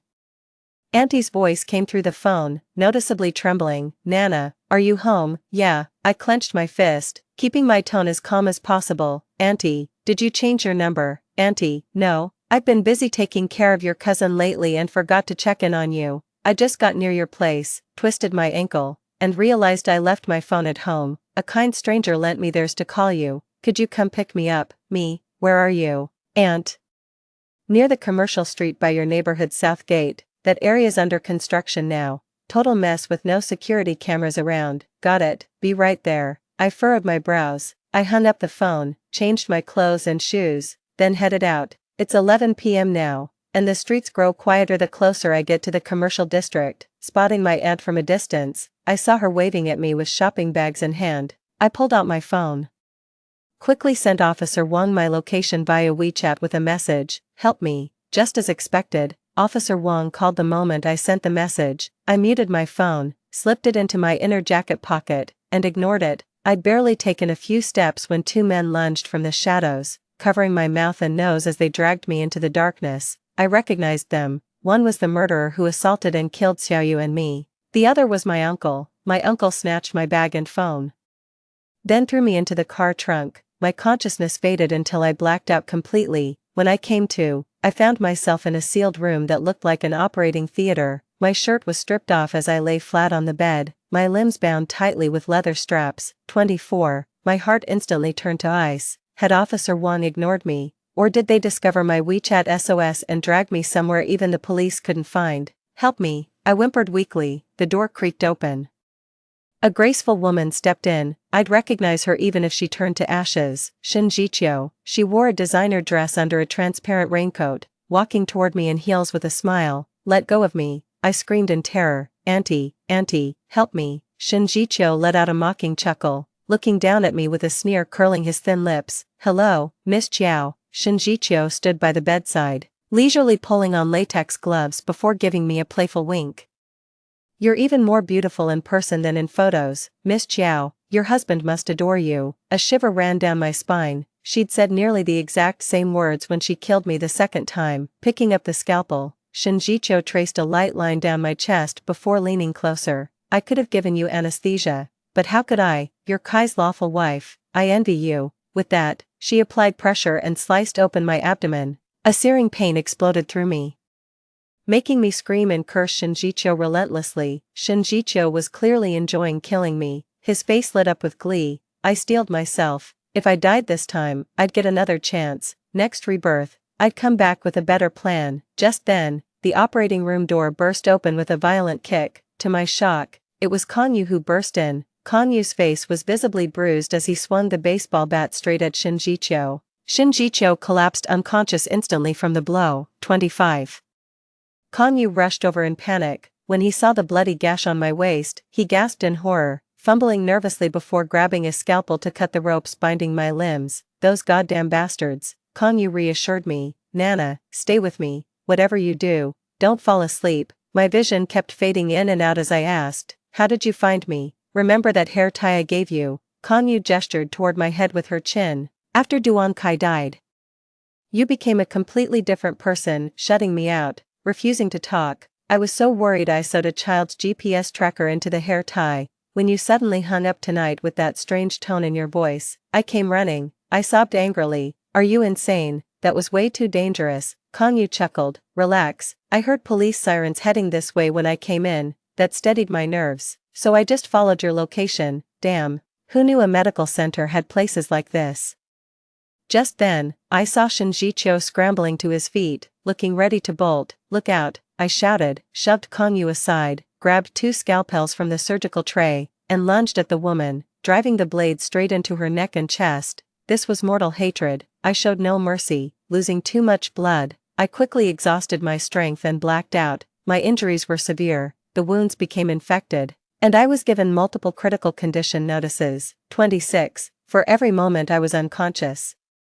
Xiaoyu kept vigil without sleep, but in the end, I survived their attempt on my life and pulled through. When I came to again, several days had already passed. Once I'd recovered somewhat, Konyu told me what happened after that night. "I killed the criminal Shinjicho, but it was self-defense, so I bear no criminal liability." That night, Officer Wang actually came to my place with his trainee after our phone call, intending to conduct a detailed interrogation, but soon after, he received my distress signal and immediately rushed to my location upon realizing I might be in danger. However, the assailant must have discovered my phone as the signal suddenly cut out. Acting on my earlier tip, Officer Wang immediately headed to XX Comprehensive Health Center and called for police backup. That night, police arrested 4 suspects at the center. My aunt, Shinjicho, along with 2 men surnamed Li and Zhao. As for my uncle-in-law, he must have noticed multiple missed calls on my phone and fled when he sensed something was wrong. According to preliminary police investigations, the criminal syndicate led by Shinjicho has been implicated in multiple cross-border human trafficking cases involving women and children. They engage in organ trafficking, luring victims with free therapy sessions and health checkups before murdering them to harvest and sell their organs. After my aunt and uncle got involved with this criminal group, they learned how valuable a living person's kidney was. The transplant surgeon alone demanded nearly $1,000,000 for their son's operation. They targeted me next, conspiring with a gambler named Duan Kai to have him seduce me into marriage before killing me to inherit my parents' legacy. My 2 properties and over $2 million in savings would be split between them, 40% to my relatives, 60% to Duan. My kidneys went to Auntie, while Duan Kai and Shinjicho sold off my heart and other organs. Later, police recovered Duan Kai's phone data through technical means, which contained damning evidence. Their scheme was originally foolproof, but Duan Kai died unexpectedly, and sensing something amiss, I alerted the police in time. The self-rescue ultimately succeeded. The case remains under investigation, and my aunt has been arrested on charges including kidnapping and organ trafficking. Authorities have issued a warrant for my uncle's arrest. with current intelligence suggesting he likely fled to Southeast Asia. During my hospital stay, my cousin Bai Tang came to visit me. The moment she entered, she dropped to her knees and kowtowed to me repeatedly. 27. I'm so sorry, Nana. I'm apologizing on behalf of my parents. I stared at her coldly without uttering a word. My cousin crawled toward me on her knees, sobbing uncontrollably. Mom just lost her senses for a moment. Dad manipulated her. Nana, she truly treated you like her own daughter. Could you please beg the police for mercy? I cut off my cousin. This isn't something I can handle. My cousin's eyes reddened. Nana, after your parents passed, my mother took such good care of you. You can't just bite the hand that feeds you. I interrupted again. Good care? From 15 to 18, that's barely 3 years. I clenched my fists. Back when she divorced your dad and had nowhere to live, I let you two stay in one of my family's apartments rent-free. You've never even mentioned returning it. Not just that, because she's my aunt and I saw how unhappy she was after the divorce, I kept buying her gold jewelry to cheer her up, giving her at least $5,000 every month. So who's the real ingrate here, cousin? You're just taking advantage of me because I'm an orphan. My cousin's face paled slightly. You, let me finish. Clutching my wound, I struggled to sit up. You were in on this too, weren't you? My cousin glanced around warily. The hospital room held just the two of us now. She glared at me. Stop talking nonsense. I had no idea about this from start to finish. If the police really suspected me as an accomplice, they would have arrested me long ago. I scoffed. Right. You conveniently weren't in that happy family group chat, spotless record, huh? But sis, I saw Duan Kai's phone. He booked tickets to country tea in advance. Unless something goes wrong, I'll be killed on our wedding night. Then who's he traveling with? Cousin, we look alike. While I'm murdered domestically, he'll take you abroad pretending to be me. My real time of death gets buried. Maybe you'll fake my disappearance overseas. Or worse, keep impersonating me to steal my assets and live with him. My cousin's chest heaved as she burst into angry tears. These are just your wild accusations. How dare you slander me like this? I turned around, pulled out a stack of printed photos from my bag and flung them at her face, screenshots of their flirtatious messages and intimate photos I'd found on Duan Kai's alternate account that day. Every time I was killed before, Duan Kai could always track down my hiding spot instantly. Only my cousin had video calls with me. Being local and knowing Kanyu, she could easily pinpoint my location and tip off Duan Kai. I glared coldly at the woman. Duan Kai's dead. No one can prove your involvement now, and your mother won't testify against you, but we both know the truth. Bai Tang collected the intimate photos one by one, her earlier timidity gone as she smiled faintly. Like I said, I've never wronged you and know nothing about this. Besides, is hooking up with Duan Kai illegal? Didn't think so. I scoffed. Of course it's not, but trespassing on my property without permission is illegal. Get out of my house before tonight. Beidong gritted her teeth. My mother was right. You're an ungrateful wretch. I raised my chin defiantly. If you don't leave, I'm calling the police. After driving Beidong away, I collapsed weakly and passed out. When I woke again, it was already noon the next day. 28. Kanyu sat by the hospital bed and leaned in urgently when she saw me awake. How are you feeling? Should I call the doctor? I shook my head, pressing lightly on my side over the blanket. I'm fine, just that the wound hurts like hell. Kanyu spat out. That damned Bai Tang. One moment of carelessness, and she slipped in to upset you. I said weakly, ignore her. I'll call my uncle later to deal with this and have that woman thrown out of my house. Kanyu frowned. Bai Tang is missing. Huh? I asked in confusion. What happened? Kanyu tucked me in and said, someone reported seeing your uncle at the bus station. Shortly after, Bai Tang vanished, and her brother Bai Ya disappeared too. A bad feeling crept up on me as I turned to Kanyu. Kanyu nodded. We're on the same page. The Bai family favors sons over daughters. Your uncle probably still wants to get a kidney transplant for his son. Security cameras caught him leaving town with the kids. Bai Tang seemed unconscious, but who knows where they were headed. I sighed. Whatever. Just thinking about it annoys me. Kanyu suddenly remembered something and pulled an envelope from her bag. With a grin, she said, been so busy taking care of you that I only just found this at home. You mailed me a lottery ticket before everything happened. Damn, Xiao Qiao, 50 million. My nose tingled as I said, this is for you. Kanyu sat beside me. I can't take it. Keep it for yourself. No way. I grabbed her hand insistently. You saved me. We split it half-half, or we're done as friends. Kanyu waved it off. We'll talk later. Just focus on recovering now. Stay healthy for me. Duan Kai smiled so gently, you'd never guess he was a villain. Kang Yu wiped away my tears, only to start crying herself. You might think this sounds crazy, she said. I had a nightmare where I failed to save you from Duan Kai and Shinjiqiu.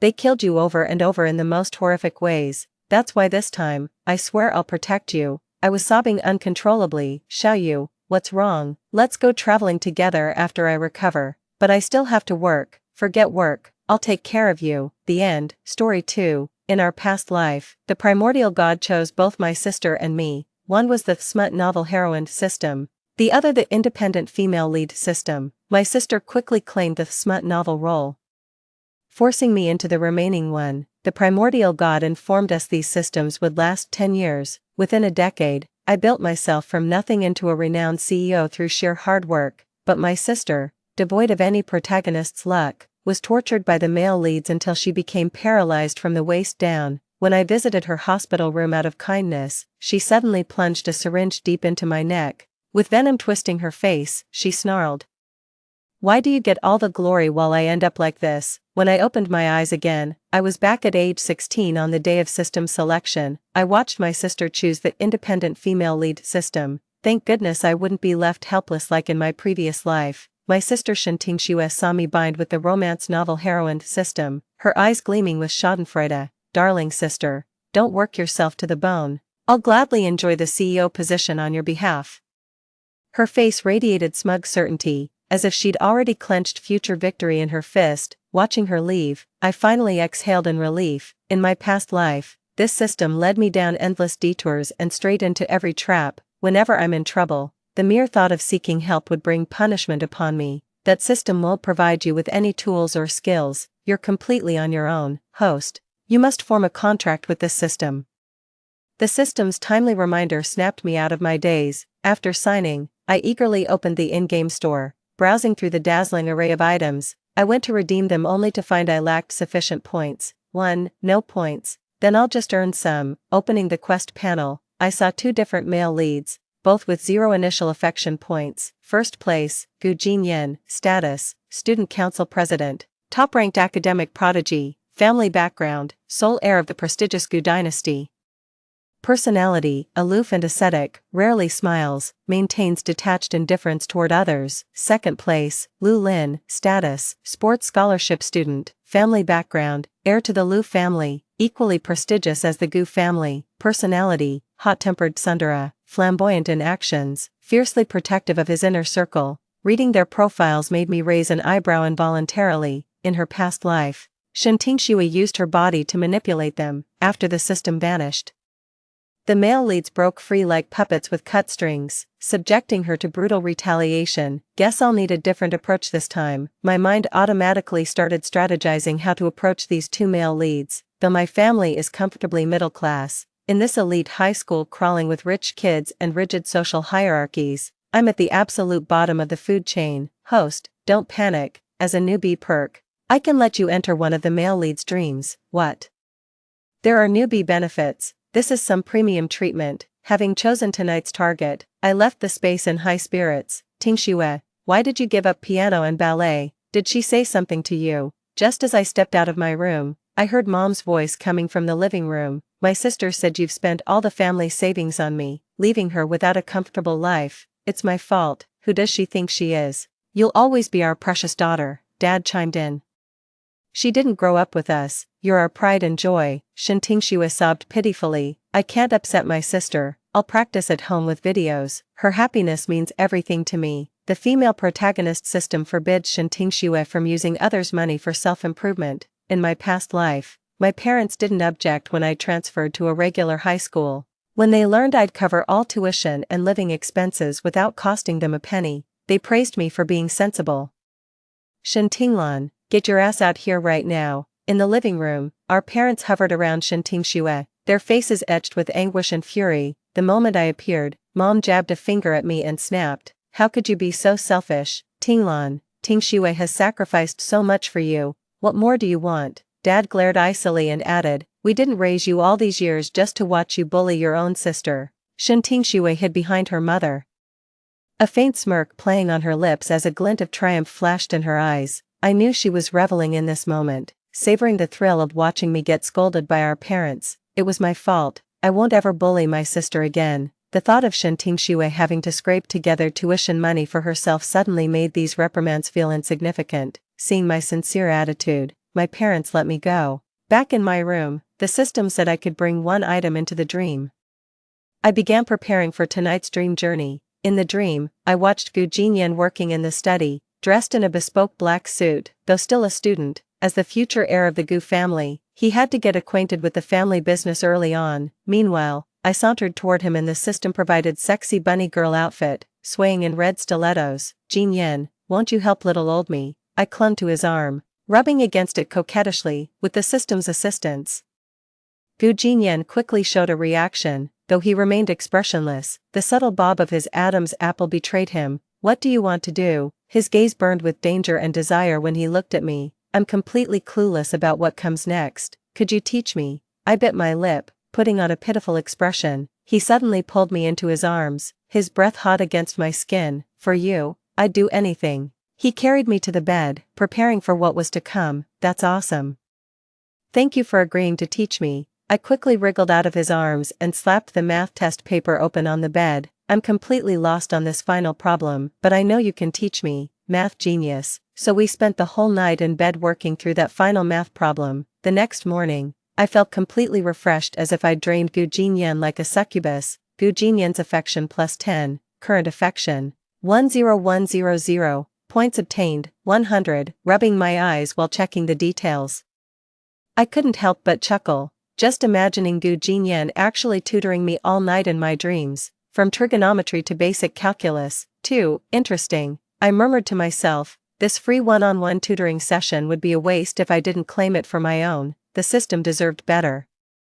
As I stretched, a notification suddenly popped up on the system panel. Special achievement unlocked. The charming bookworm. Description: stayed focused on studying despite the distraction-filled PO system. Reward points, 50. I couldn't help but laugh. This system's got quite the sense of humor. I opened the store to redeem learning-related items, only to find them shockingly expensive. In my past life, I never had enough energy for studies, forced into sales, drowning in liquor, networking, and disdainful looks. This hard-won status came at the cost of both physical and mental torment. That's why I crave a sharp mind and formidable learning abilities. Shanting Shui was frying eggs in the kitchen when I came downstairs. She wore faded loungewear, clumsily flipping the spatula with unpracticed movements. This was part of the self-reliance clause mandated by the female protagonist system. Her eyes burned with envy when she saw my energetic demeanor. Seems you've already settled into your new role. Don't overindulge yourself to death in bed. Without getting angry, I pointed at the frying pan. You should worry about yourself first. Food poisoning means paying hospital bills out of pocket. Shanting Shui let out a shriek. Seeing her misfortune put me in an even better mood, so I hummed a tune on my way to school. The elite high school's campus remained as opulent as ever. Fountains, sculptures, and meticulously manicured gardens. Every detail reeks of affluence. Wearing my school uniform, I walked through the deserted campus, sensing a state of mind utterly different from my past life. In the classroom, I started working on test papers, applying last night's study techniques. Sure enough, problems that once baffled me suddenly became solvable. Only when hunger pangs struck did I reluctantly set aside the workbook. The cafeteria buzzed with lunchtime chatter as I carried my tray to a quiet corner. Just as I opened my notebook to study, a shadow fell across the pages. Looking up, I saw Gu Jinyan standing before me, faint dark circles under his eyes. Did you figure out last night's problem? His voice was soft, yet it rippled through the air like a pebble breaking water surface. Thanks to you, my thoughts are much clearer now. I feigned composure. And if I still don't understand, you could teach me passionately, with all your might, just like last night, until you're completely spent. The latter part carried a deliberately suggestive tone, dripping with innuendo that invited wild imaginations. Gu Jinyan's affection +5, current affection 15100. He set down his tray and sat across from me, instantly drawing hushed whispers from those around us. Who's that woman? The chairman is actually having lunch with her. Could she be a business partner of the chairman's family? The cafeteria murmur spread like wildfire. Gu Jinyan's slender fingers tapped the desk, and all those prying eyes instantly withdrew. Trigonometric substitution. Why do you keep making mistakes with this? I nearly choked on my soup. Is this genius seriously treating a wet dream like a math tutoring session? 3. So, President, are you going to tutor me personally? I deliberately leaned forward, letting my uniform collar slip suggestively. The tips of his ears turned visibly red. Though his expression remained aloof. Come to the student council after school. He handed me a gold-embossed business card before taking his leave. Gu Jinyan's affection +3. Watching his retreating figure, I mused how rare it was to meet such an innocent man these days. Amusing. As I pondered how to approach the second male lead over lunch, he unexpectedly came looking for me first. Hey, you're the woman who's been seducing Gu Jinyan, aren't you? The voice came from above. Looking up, I was met with a striking head of fiery red hair. Lu Ling stood before me with one hand in his pocket, his athletic jacket casually draped over his shoulders, revealing well-defined arm muscles. He looked down at me with a dangerously appraising gaze. Thought you were a good student, but you're no different from those women trying to seduce Jin Yen. He gave me a disgusted look before leaving with his crew. Lu Lin's affection -10. Current affection -10,100. My mind was racing with questions. Does he have feelings for Gu Jinyan? Is he seeing me as a love rival? Are you sure this isn't BL content? These penalty points make zero sense. I silently questioned the system in my mind. Honey, I'm a 100% straight system. Me and that queer system next door are sworn enemies. Damn, now I'm low-key shipping you too. The school bell had barely rung when Dad's text came through. Shen Tinglan, your sister's crying about refusing her allowance. Claiming you threatened her. Don't expect another cent from me starting now. Shen Tingxi was miserable and wants to drag me down with her. Not a chance. Before heading to the student council, I slapped myself hard twice. Tears instantly welled up. In this disheveled state, I went to meet Gu Jinyan. The student council door was ajar. When I pushed it open, Gu Jinyan was bent over grading papers, the delicate shadows of his eyelashes cast by the light behind his gold-rimmed glasses.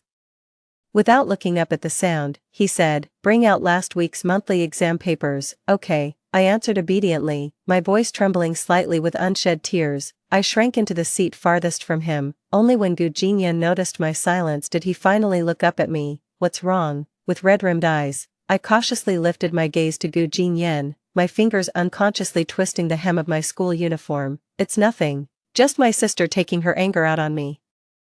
I phrased it ambiguously. Even if Shen Tingxue accused me of slander, I'd have grounds to defend myself. Gu Jinyan's gaze lingered on my swollen cheek for a moment, his pupils contracting slightly behind gold-rimmed glasses. Did she hit you? No, don't blame her. It was my carelessness. I bit my lower lip and shook my head, but tears kept falling uncontrollably onto the desk. Gu Jinyan's affection +5. Current affection 20100. Compared to my sister's blatant seduction in the previous life, this method of evoking protective instincts suits Gu Jinyan's personality much better. Come here, he spoke suddenly, his voice deeper than usual. I timidly shuffled to the seat beside him. He took out the first aid kit from the drawer and gently applied ointment to my cheek. The icy touch made me shiver involuntarily. Does it hurt? No, I forced a smile, just thinking about some difficult homework problems. Gu Jinyan's fingers paused briefly before continuing to apply the medicine.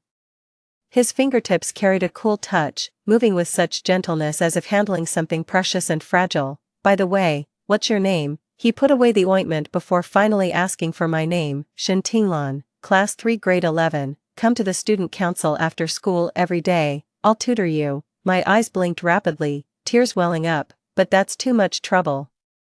I don't want to burden you with my problems. It's no trouble at all. Gu Jinyan's affection +5. Current affection 25100. I lowered my head, a faint smile curling at the corners of my mouth. My strategic retreat seemed to be thoroughly enjoyed by this aloof academic genius. When I left the student council, night had already fallen. The campus lay in perfect stillness, illuminated only by the amber glow of street lamps. Suddenly, a dark figure blocked my path. Hey!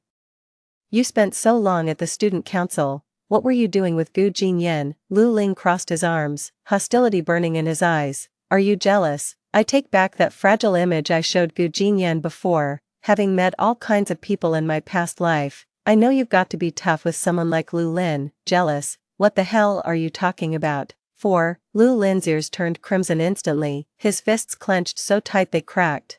I'm just warning you to stay away from Jinyan. I tilted my head, studying his furious expression, then suddenly laughed. What are you, his guard dog. He lunged forward, pinning me against the lamppost, his scorching breath hitting my face. You looking to die or something? Warning, Lu Lin's favorability -5, current favorability, -15,100. Instead of backing away, I rose on tiptoe to whisper in his ear. You're so concerned about Gu Jinyan, could it be you've taken a liking to me? Shut up. We grew up together, I can't stand gold-digging women like you. Though his tone was fierce, his flushed ears betrayed him completely. Why are both male leads so innocent like this? I leisurely smoothed out the wrinkled school uniform. And what exactly is young Master Lu doing? Ambushing a female classmate at night? Wouldn't this damage the Lu family's reputation if word got out? Lu Lin's expression froze instantly. I tried to slip past him, but he grabbed my wrist. Wait. He ran his fingers through his hair irritably. Did someone hit you? None of your business. I tried to pull my hand away, but he only gripped it tighter. Fuck. He suddenly cursed and shoved a tube of ointment from his pocket into my hand. Swiss import. Won't leave scars. Isn't that what you girls care about most? Your pretty faces. You're wrong, I said, meeting Lu Lin's gaze unflinchingly despite looking up at him. Appearance is the least significant thing about a woman. Lu Lin froze momentarily, his brows furrowing. Then what do you care about? Dignity, freedom, and conscience. Lu Lin's grip loosened slightly, the hostility in his eyes fading a little. He sneered, playing hard to get. Don't all you girls just coast by on your looks? So you're saying your mother only became the Lu family head because of her face? In my past life, President Lu was the role model who guided my path. Warning. Lu Lin's favorability -20, current favorability, -35,100. Special event triggered. Lu Lin's forbidden topic. Lu Lin's eyes darkened instantly as he gripped my chin with bruising force. Who the hell are you to mention my mother? Gritting through the pain, I managed to speak. I just want you to know women can be far stronger than you imagine. Did your mother run the entire Lu family by pleasing men? Lu Lin's hand trembled slightly before finally releasing me. He took a step back, his voice hoarse. Go. Rubbing my sore chin, I turned to leave. After a few steps, Lu Lin's deep voice came from behind. What's your name? Shen Tinglan. Lu Lin's affection +30, current affection, -5,100, points obtained, 200, special achievement unlocked, Scalebane Challenger, scene, making a clean escape after provoking the male lead's bottom line, reward points, 100, watching Lu Lin's soaring favorability toward me. I adopted a completely different approach from Shen Tingxue in my past life to conquer the male lead. Physical infatuation eventually brings clarity, while personal charisma endures forever. The moment I stepped in and saw Shen Tingxue sobbing with our parents' stormy expressions, I knew this night would be anything but peaceful. As I entered, father sprang up and jabbed a finger at me, roaring, Shen Tinglan, what in God's name have you done to Tingxue? Didn't she tell you herself? How dare you talk back? Mother clutched Tingxue protectively, her voice trembling. Shui says you threatened her and stole her allowance. What kind of monster are you? A faint smirk played at Shen Tingxue's lips, her eyes flashing with triumph. I knew she was putting on an act again. My father stormed up to me, raising his hand to strike me across the face. With the system's assistance, I nimbly dodged his swinging palm. You didn't even ask, yet you're convinced it's my fault. I glared at them coldly, my voice trembling with suppressed rage. Schwer is crying her heart out. And you still dare to make excuses? Mother shrieked accusations at me as if I were some unforgivable monster. Shen Tingxue let out a perfectly timed sob, her red-rimmed eyes locking onto me. Little sister, I know you dislike me, but you can't treat me this way. I just want us to get along. Her acting skills have reached new heights, summoning tears on command as if she'd suffered some grave injustice. Get out. Don't come back until you've learned your lesson. With father completely taking Shen Tingxue's side, this house has become unbearable. 5. I packed my essentials in a hurry and left without a second thought. The door slammed shut behind me, severing the last thread of familial bonds. Just as I was about to book a hotel room, my phone buzzed with a message from Gu Jinyan. Left my tutoring notes at the student union. Don't forget to pick them up tomorrow. I stared at the screen when an idea suddenly struck me. I can't come to school tomorrow. Are you sick? Got kicked out by my family, nowhere to go. Send me your current address. In less than half an hour, a black Maybach pulled up nearby. Gu Jinyan rolled down the window and motioned for me to get in. Inside the car, I clutched my bag with exhaustion written all over my face. What on earth happened? I briefly explained the family conflict. After a moment of silence, he said, you can stay at my place for now. Though I'd gotten what I wanted, I still feigned hesitation.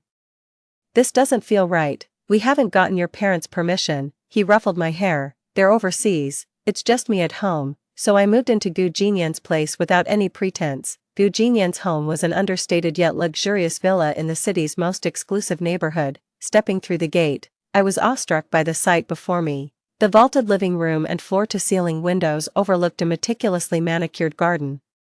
While the minimalist yet tasteful decor spoke volumes about the owner's status, "Your room is on the right side of the second floor. Let Mrs. Zhang know if you need anything." Mrs. Zhang respectfully took the luggage from my hands. I thanked Aunt Zhang, then feigned awkwardness as I glanced at Gu Jinyan. "I'll find a new place soon. I won't overstay my welcome." Gu Jinyan adjusted his gold-rimmed glasses. "No need to rush." Gu Jinyan's favorability +5, current level, 30100. I breathed a silent sigh of relief. In my past life, I've survived in basements, shared apartments, even park benches. Getting to stay in a place like this now feels like winning the lottery. The bedroom turned out to be more spacious and comfortable than I'd imagined. As soon as Aunt Zhang left, I immediately checked the system panel. Today's interactions with the two male leads were quite fruitful. My points have accumulated to 450. That's enough to exchange for some beginner-level items. I opened the store and my eyes locked onto the Basic Learning Accelerator. This item boosts learning efficiency by 30% for 1 week, costing only 350 points. Redeem. A faint glow flashed, and suddenly my mind felt remarkably clearer. As I flipped through the notes Gu Jinyan lent me, those complex formulas became surprisingly easy to grasp. The next morning, I was startled awake by Aunt Zhang's knocking. After a quick wash, I hurried downstairs to find an exquisite breakfast already laid out. Gu Jinyan was reading the financial newspaper and gave me a slight nod as I descended. "Wasn't sure what you'd prefer, so I had the chef prepare both Chinese and Western options. I'm not picky, I'll eat anything." This was a lingering effect from my past life. Gu Jinyan set down the newspaper. "Make yourself at home, you're living here now." His tone remained even, but his gaze softened noticeably. Gu Jinyan's affection +3, current, 33100. After breakfast, Gu Jinyan asked me to ride to school with him. "Just have the driver drop me at the bus stop. I'll take public transit to school. Don't you want to arrive at school together?" Gu Jinyan's voice actually carried a hint of grievance. "That's not the case at all. It's just not good for your reputation. With my irresistible charm and thoughtfulness, you're totally smitten, aren't you?" True to form, Gu Jinyan wordlessly pulled me straight into the car. "Do you really think I care about idle gossip?" 6. There was a hint of barely perceptible tenderness in his tone. "But I don't want to be a bother to you. If I was worried about trouble, I wouldn't have let you move in." Gu Jinyan's affection +2, current, 35100. In the end, I still ended up riding to school with Gu Jinyan. When the Maybach bearing the Gu family emblem parked at the school gates, all eyes instantly locked onto it as whispers rippled through the crowd. "Is there someone extra in the student council president's car? Oh my god, who's that? They actually get to walk to school with the student council president. Wait, I've seen that girl in the cafeteria before." The president approached her first. I pretended to be scared while tugging at Gu Jinyan's sleeve, secretly flaunting our ambiguous relationship. The whole way, Gu Jinyan deliberately slowed his pace, seemingly to match my walking speed. His actions drew more stares, but I couldn't care less. On the contrary, I quite enjoyed this special treatment. The moment I entered the classroom, a group of girls swarmed around me. "Hey, what's your deal with Gu Jinyan?" A tall girl with curly hair took the lead, her eyes burning with hostility. "We're just classmates." "Just classmates? Then why did he personally walk you to school?" Another girl sneered. "You'd better stay away from the student council president, or you'll regret it." So Gu Jinyan was this popular among the girls. In my past life, I never paid attention to school gossip. I only saw news reports about girls who crossed Shintingxue. Their families were bankrupted by the Gu and Lu conglomerates, some even driven to collective suicide. A sudden commotion erupted at the classroom entrance. Lu Ling strode in with his lackeys, his icy gaze sweeping over the girls surrounding me. "What's all the racket? Can't you keep it down this early?" His voice was quiet, yet carried an undeniable authority. The girls immediately fell silent and dispersed with sullen expressions. Lu Lin walked up to me and said, "Come with me for a moment." Being approached by the school bully Lu Lin usually spells trouble. As I left, I could clearly sense the gleeful stares from my classmates. He took me to the rooftop and dismissed his lackeys. Did you stay at Jinyan's place last night? He got straight to the point. Yeah, Lu Lin didn't expect me to be so blunt. Have you no self-respect? Would you jump into bed with anyone who's rich? The moment he finished speaking, my sharp slap landed across his face. Lu Lin staggered from the blow, clutching his cheek with disbelief flashing in his eyes. Gu Jinyan only took me in because I had nowhere to go. How dare you insult me with such filthy assumptions? Tears spilled uncontrollably down my face as I glared at him defiantly. Lu Lin's expression shifted from anger to shock, eventually tinged with a hint of panic. His lips parted as if to retort, yet no words came out. Seizing the moment, I lowered my voice with self-deprecation. Right, someone abandoned by their family probably doesn't even deserve dignity in your eyes. With that, I turned on my heel as if to leave. Wait, you got kicked out of your home, and Jinyan took you in. What else? What other motive could I possibly have?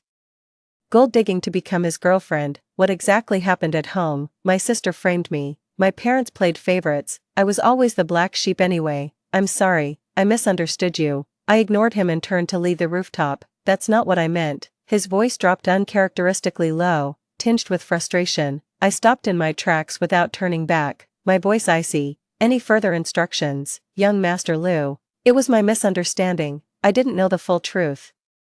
Lu Lin's favorability plus 15, current favorability, 10100. Seeing the favorability turn positive, I reluctantly forgave him. I turned around, forcing calm into my voice as I met his gaze. I accept your apology, but I don't need your pity. It's not pity. Lu Lin ran a frustrated hand through his hair before pulling keys from his pocket and tossing them to me. It's one of my properties near campus, sitting empty anyway. Might as well have you stay there. Thanks, young Master Lu. Call me Lu Lin. Keep calling me young master and I might just take that key back. Lu Lin's affection plus 5, current affection, 15100. Is this what they call tsundere? I asked the system, textbook definition of it tsundere. In the end, I moved into Lu Lin's apartment. It wasn't that Gu Jinyan's place was bad, but the system reminded me to maintain balance when pursuing both male leads simultaneously. Lu Lin's penthouse in the upscale neighborhood boasts minimalist decor with understated luxury in every detail. Floor-to-ceiling windows framed the glittering city skyline at night. 7. Gazing through the window, I couldn't help but murmur, being rich must be nice. If you like it, it's yours. Lu Lin said it half jokingly, half seriously, but I turned him down. Gifts should only be given willingly from the heart. In the days that followed, I attended Gu Jinyan's tutoring sessions by day and reviewed at Lu Lin's apartment by night. The progress with both male leads was steady, while Shentingxue wasn't faring so well. Ever since binding with the independent female lead system, she had to rely entirely on herself. To stay in her current high school, this pampered girl began trading household chores for substantial pay, but the system flagged the income-labor mismatch, banning such loophole exploitation.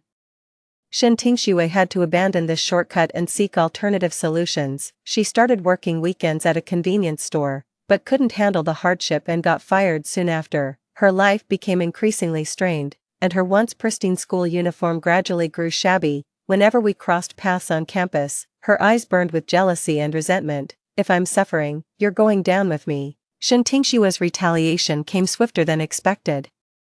The school forum was flooded with candid shots of me with Gu Jinyan and Lu Ling. That's her. Rumor has it she's stringing along both Gu Jinyan and Lu Ling. How shameless. She'd do anything for money. Seems like she'd sleep with anyone for the right price. Just the cheapest kind of smutty rumor. These petty rumors are nothing compared to the malice from my past life. Shentinglan, how did our family end up with trash like you?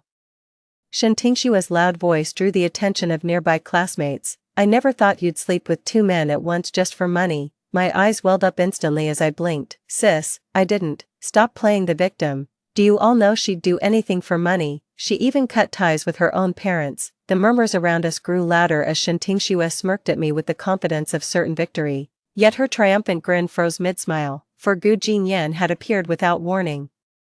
Recalling their past life intimacy, Shentingxue's cheeks flushed with coy delight, completely forgetting how they'd exacted their revenge. What's going on? Gu Jinyan turned to look at me. Before I could respond, Shentingxue cut in. Jinyan, haven't you noticed anything strange lately? This woman has ulterior motives toward you. Gu Jinyan's gaze swept coldly over Shentingxue before settling on me, a flicker of concealed concern flashing in his eyes. Malicious intentions. Spreading rumors carries legal consequences. Shen Tingshua's face instantly drained of color. She never expected Gu Jinyan to openly take my side. I was just worried she'd deceive you. She stammered out an explanation. Is there a problem with Shen Tinglan asking me for tutoring help? I never expected Gu Jinyan to make our private matters public. Since when is it forbidden for classmates to help each other out? My voice trembled with tears as I looked at the onlooking classmates with a pitiful expression. Sensing the situation turning against her, Shen Tingxue gritted her teeth and suddenly raised her voice. Don't be fooled by her. She's a scheming gold digger who only goes after rich guys. The surrounding classmates began whispering among themselves, unsure whether to believe Shen Tingshua's accusations. Just then, a lazy voice drifted from the back of the crowd. Well, what's all the fuss about?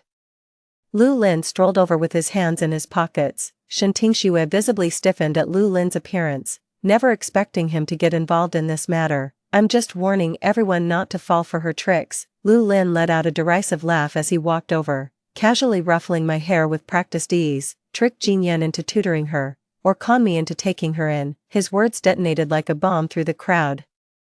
How did she manage to charm both the top student and the school bully at the same time? Ugh, I'm so jealous. I wouldn't even dare to dream of pulling that off. As public opinion began to shift, Shen Tingxue tried to spread more rumors, but Gu Jinyan cut her off. Enough. If you keep spreading lies, the student council won't just stand by and do nothing. Shen Tingxue knew the student council wielded considerable power. Gritting her teeth, she shot me a venomous glare before turning on her heel and storming off. I hung my head, feigning fright while secretly delighting in my triumph. This time, Shen Tingxue not only failed to gain any advantage but actually boosted both male leads' favorability toward me again. Gu Jinyan's favorability plus 10, current favorability, 45100, Lu Lin's affection plus 10, current, 25100, points earned, 150. After school, as I walked alone back to my apartment, a familiar figure suddenly blocked my path.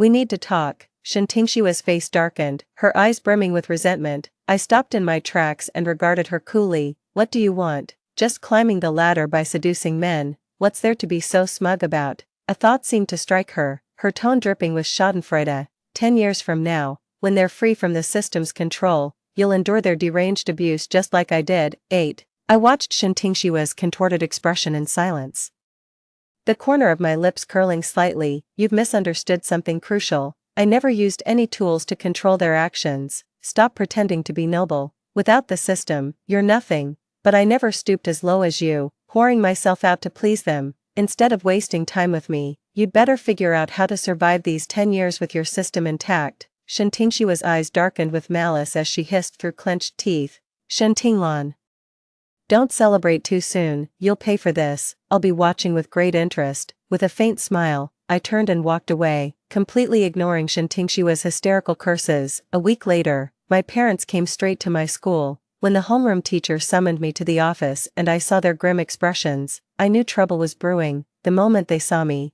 my parents slammed the table and stood up. Father pointed at me and roared, Shen Tinglan, your sister is missing.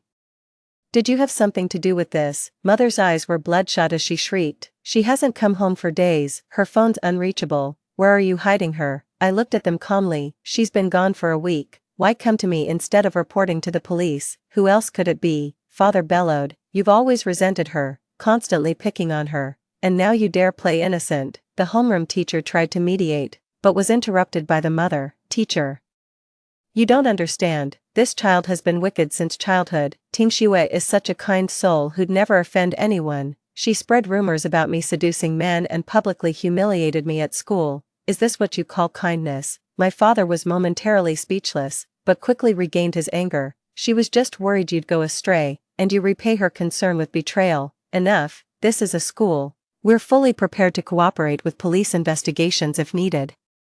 The homeroom teacher finally spoke up to intervene. Just then, the office door swung open as Gu Jinyan and Lu Lin entered one after another. Teacher, what's going on here? Gu Jinyan's voice remained calm and steady as his gaze swept between me and my parents. Lu Lin stepped directly to my side, his tone sharp. Who are you? What's all this shouting about? My father froze momentarily upon seeing them, clearly recognizing who they were. His demeanor softened slightly, though the fire in his eyes still burned. She sold my daughter God knows where. I demand justice from her. How can you be so sure Shen Tinglan did this? Do you have concrete evidence? Gu Jinyan asked calmly. The father hesitated before finally saying, she's my daughter. Don't you think I know what she's capable of, sir? If you continue making baseless accusations against our student, I will take legal action. Father's face turned ashen. Clearly taken aback that someone would stand up for me. If anything happens to Guo Tingxue, you'll pay for this. He stormed off with those threatening words, dragging mother away from school. With the farce over, I left the office too, followed closely by Gu Jinyan and Lu Ling. Only after leaving the teaching building did Lu Lin finally blurt out, your parents are absolutely unreasonable. I'm used to it, I replied flatly, though a pang of bitterness welled up inside. In every lifetime, they've always taken Shen Tingshua's side, never showing me an ounce of warmth. I used my points to track down Shen Tingshua's whereabouts. She's working at the high-end Nightfall Club. That club masquerades as an upscale venue, but hides shady dealings, catering exclusively to the elite with special services. Through the system, I saw Shen Tingxue dressed provocatively while drinking with some rich playboy, drunk with desire. They clung to each other like ravenous beasts moving in primal rhythm. As expected, she sold her body for money without hesitation, but I still underestimated her. Not only did she earn money this way, she also used a client's influence to drug and kidnap me. Yes, I was kidnapped by her men and taken to an abandoned warehouse. Several masked men stood nearby, casually flipping sharp daggers in their hands. Awake, one of them approached and lifted my chin with the tip of his blade. You are quite the looker. No wonder Miss Shen asked us to take special care of you. I fought back my fear. How much did she pay you? The man sneered. What, trying to buy us off? No, I looked up at him. I just want to know what my life is worth in her eyes. The man froze momentarily, clearly taken aback by my composure. Miss Shen promised an extra 500,000 if I disfigure your face and take some compromising photos. Shen Tingshua's methods turned out to be even more despicable than I'd imagined. What if I give you 1 million, would you let me go? The man looked me up and down. You look like you can't even scrape together 10 grand, and you think you can bribe me? Boss, she's messing with you. Realizing he'd been played, the man snarled, you little bitch, still a virgin, huh? I'll break you in proper and show you what a real man feels like. As he lunged to tear my clothes off, I drove my knee straight into his groin. 9, the man doubled over in pain, his face turning deathly pale as the dagger clattered to the ground. Seeing this, his accomplices immediately rushed forward. You're dead, bitch. One of them landed a heavy blow across my face. Cripple her. Miss Shen just wants her alive. I'd like to see who dares lay a finger on her. It was Lu Lin's voice. Behind him followed Gu Jinyan and several bodyguards. Lu Lin's eyes flashed with fury as he charged forward, kicking the nearest man away from me with a single powerful strike. Gu Jinyan swiftly untied the ropes around my wrists, murmuring, it's all right now, we're here. Fortunately, I'd prepared in advance, spending all my points to exchange for 2 disposable tracking devices, which I'd hidden in protective charms and given to them. My taut nerves finally relaxed, my legs buckling as I nearly collapsed. Gu Jinyan caught me in his arms, shielding me protectively. Where's your employer? Lu Ling grabbed a masked assailant by the collar, his voice seething with restrained fury. No idea. She said she'd contact us after the job was done. Tell her the mission succeeded, lure her here, then give her exactly what she made you endure. Just don't kill her. Lu Lin gave final instructions to the bodyguards before taking me from the factory to their affiliated hospital. The doctor confirmed no additional injuries, and only then did the 2 men finally relax. Gu Jinyan affection plus 30, current level, 75100. Lu Lin's favorability plus 40, current level, 65100. Don't worry, we'll help you get revenge. I looked at them both. If Shen Tingshui arrives, please escort me back. I'd like to have a word with her. Gu Jinyan and Lu Lin spoke in unison. If you're really worried, you can come along. Actually, there's something I need to get off my chest with you guys. I asked the system if I could tell them about the whole conquest plan directly. The system said it's fine as long as I'm prepared to risk mission failure. Watching their affection meters nearly maxed out, I made up my mind to come clean. After all, I despise deception. My conscience would haunt me for life. Upon reflection, my only motives were leveraging the system to connect with them quickly, using their help to improve my grades and secure temporary housing. Beyond that, my conscience is clear. When Shen Tingshui arrived at the factory, triumph written across her face. She never expected to be greeted by my unharmed self the moment she pushed open the door, along with Lu Lin's icy glare and Gu Jinyan's look of disgust. "What are you doing here?" Shenting Xue clearly didn't expect these two to show up here. A realization dawned on her as she turned to me. "You're controlling them through the system, aren't you?" "What system?" Gu Jinyan immediately latched onto Shenting Xue's key phrase. "You've all been played by her. She's bound to some trashy romance novel system, using cheap tricks to seduce men." Hearing Shenting Xue's confession, I dropped my act too. "She's right. I do have a system, Gu Jinyan. That night I entered your dreams with its help. It was the only way to get close to you quickly." I turned to Lu Ling. "As for you, I was planning to use the system to approach you. Never expected you'd come knocking on your own. I knew you had an ulterior motive for getting close to Jin Yin." Lu Lin wasn't as angry as before. Instead, he looked smug, like he'd uncovered the truth. I expected Gu Jinyan to be furious about being deceived, but he just gave me a resigned look. "So you really just used me to improve your grades?" I nodded and said, "Yes, but later I realized you're someone I can truly trust." "Thanks. What about me?" Lu Lin asked me challengingly. "You might have a temper, but your heart's in the right place." I smiled at him, then I confessed everything about the system selection and my past life. Seeing the situation turning against her, Shenting Xue screamed hysterically, "Don't be fooled by her. She's just acting. She only wants to use her body to extract wealth and money from you. That's just you." The mere thought of their intimate encounters with Shenting Xue in their past lives, even sharing her, made Gu Jinyan and Lu Li's blood run cold. Their expressions darkened instantly.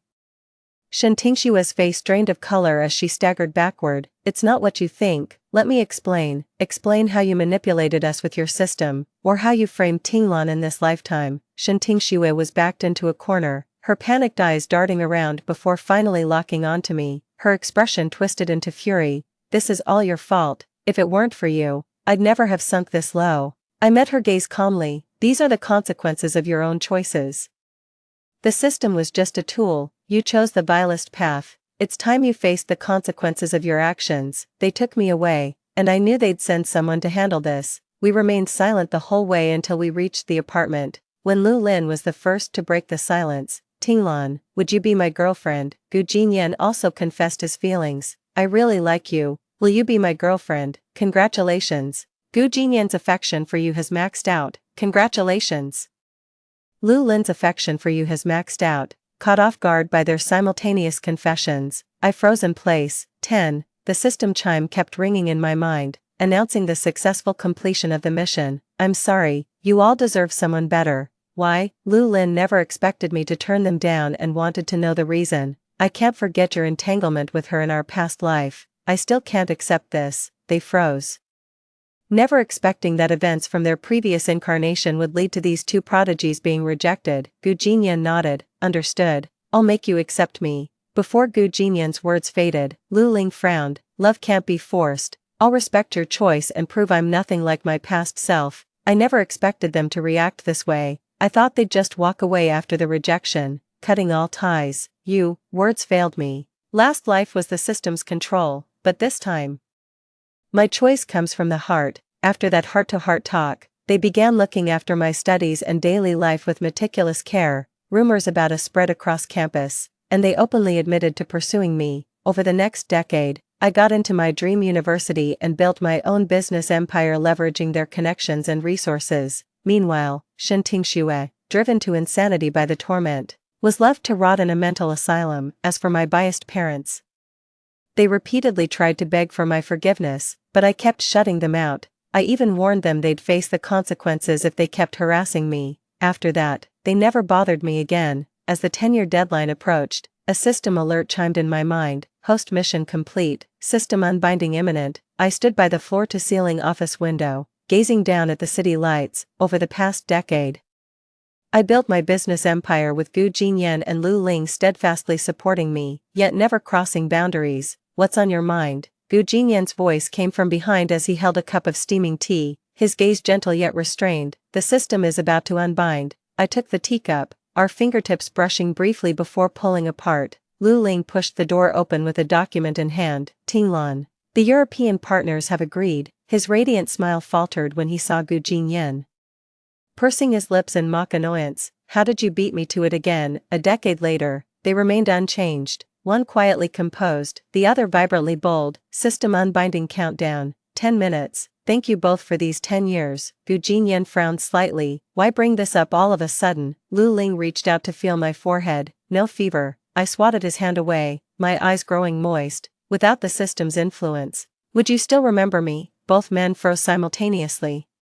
Lu Lin was the first to react, grabbing my wrist tightly. Do you think our decade of feelings was just the system's charity? Shen Tinglan, do you even have a heart? Gu Jinyan followed up. Actually, the system stopped working the day you rejected us. System unbinding countdown, 5 minutes. I stared at them in stunned silence. Indeed, over these 10 years, they had countless chances to walk away. Yet they chose to stand by me through it all. I'm just scared. You're not her.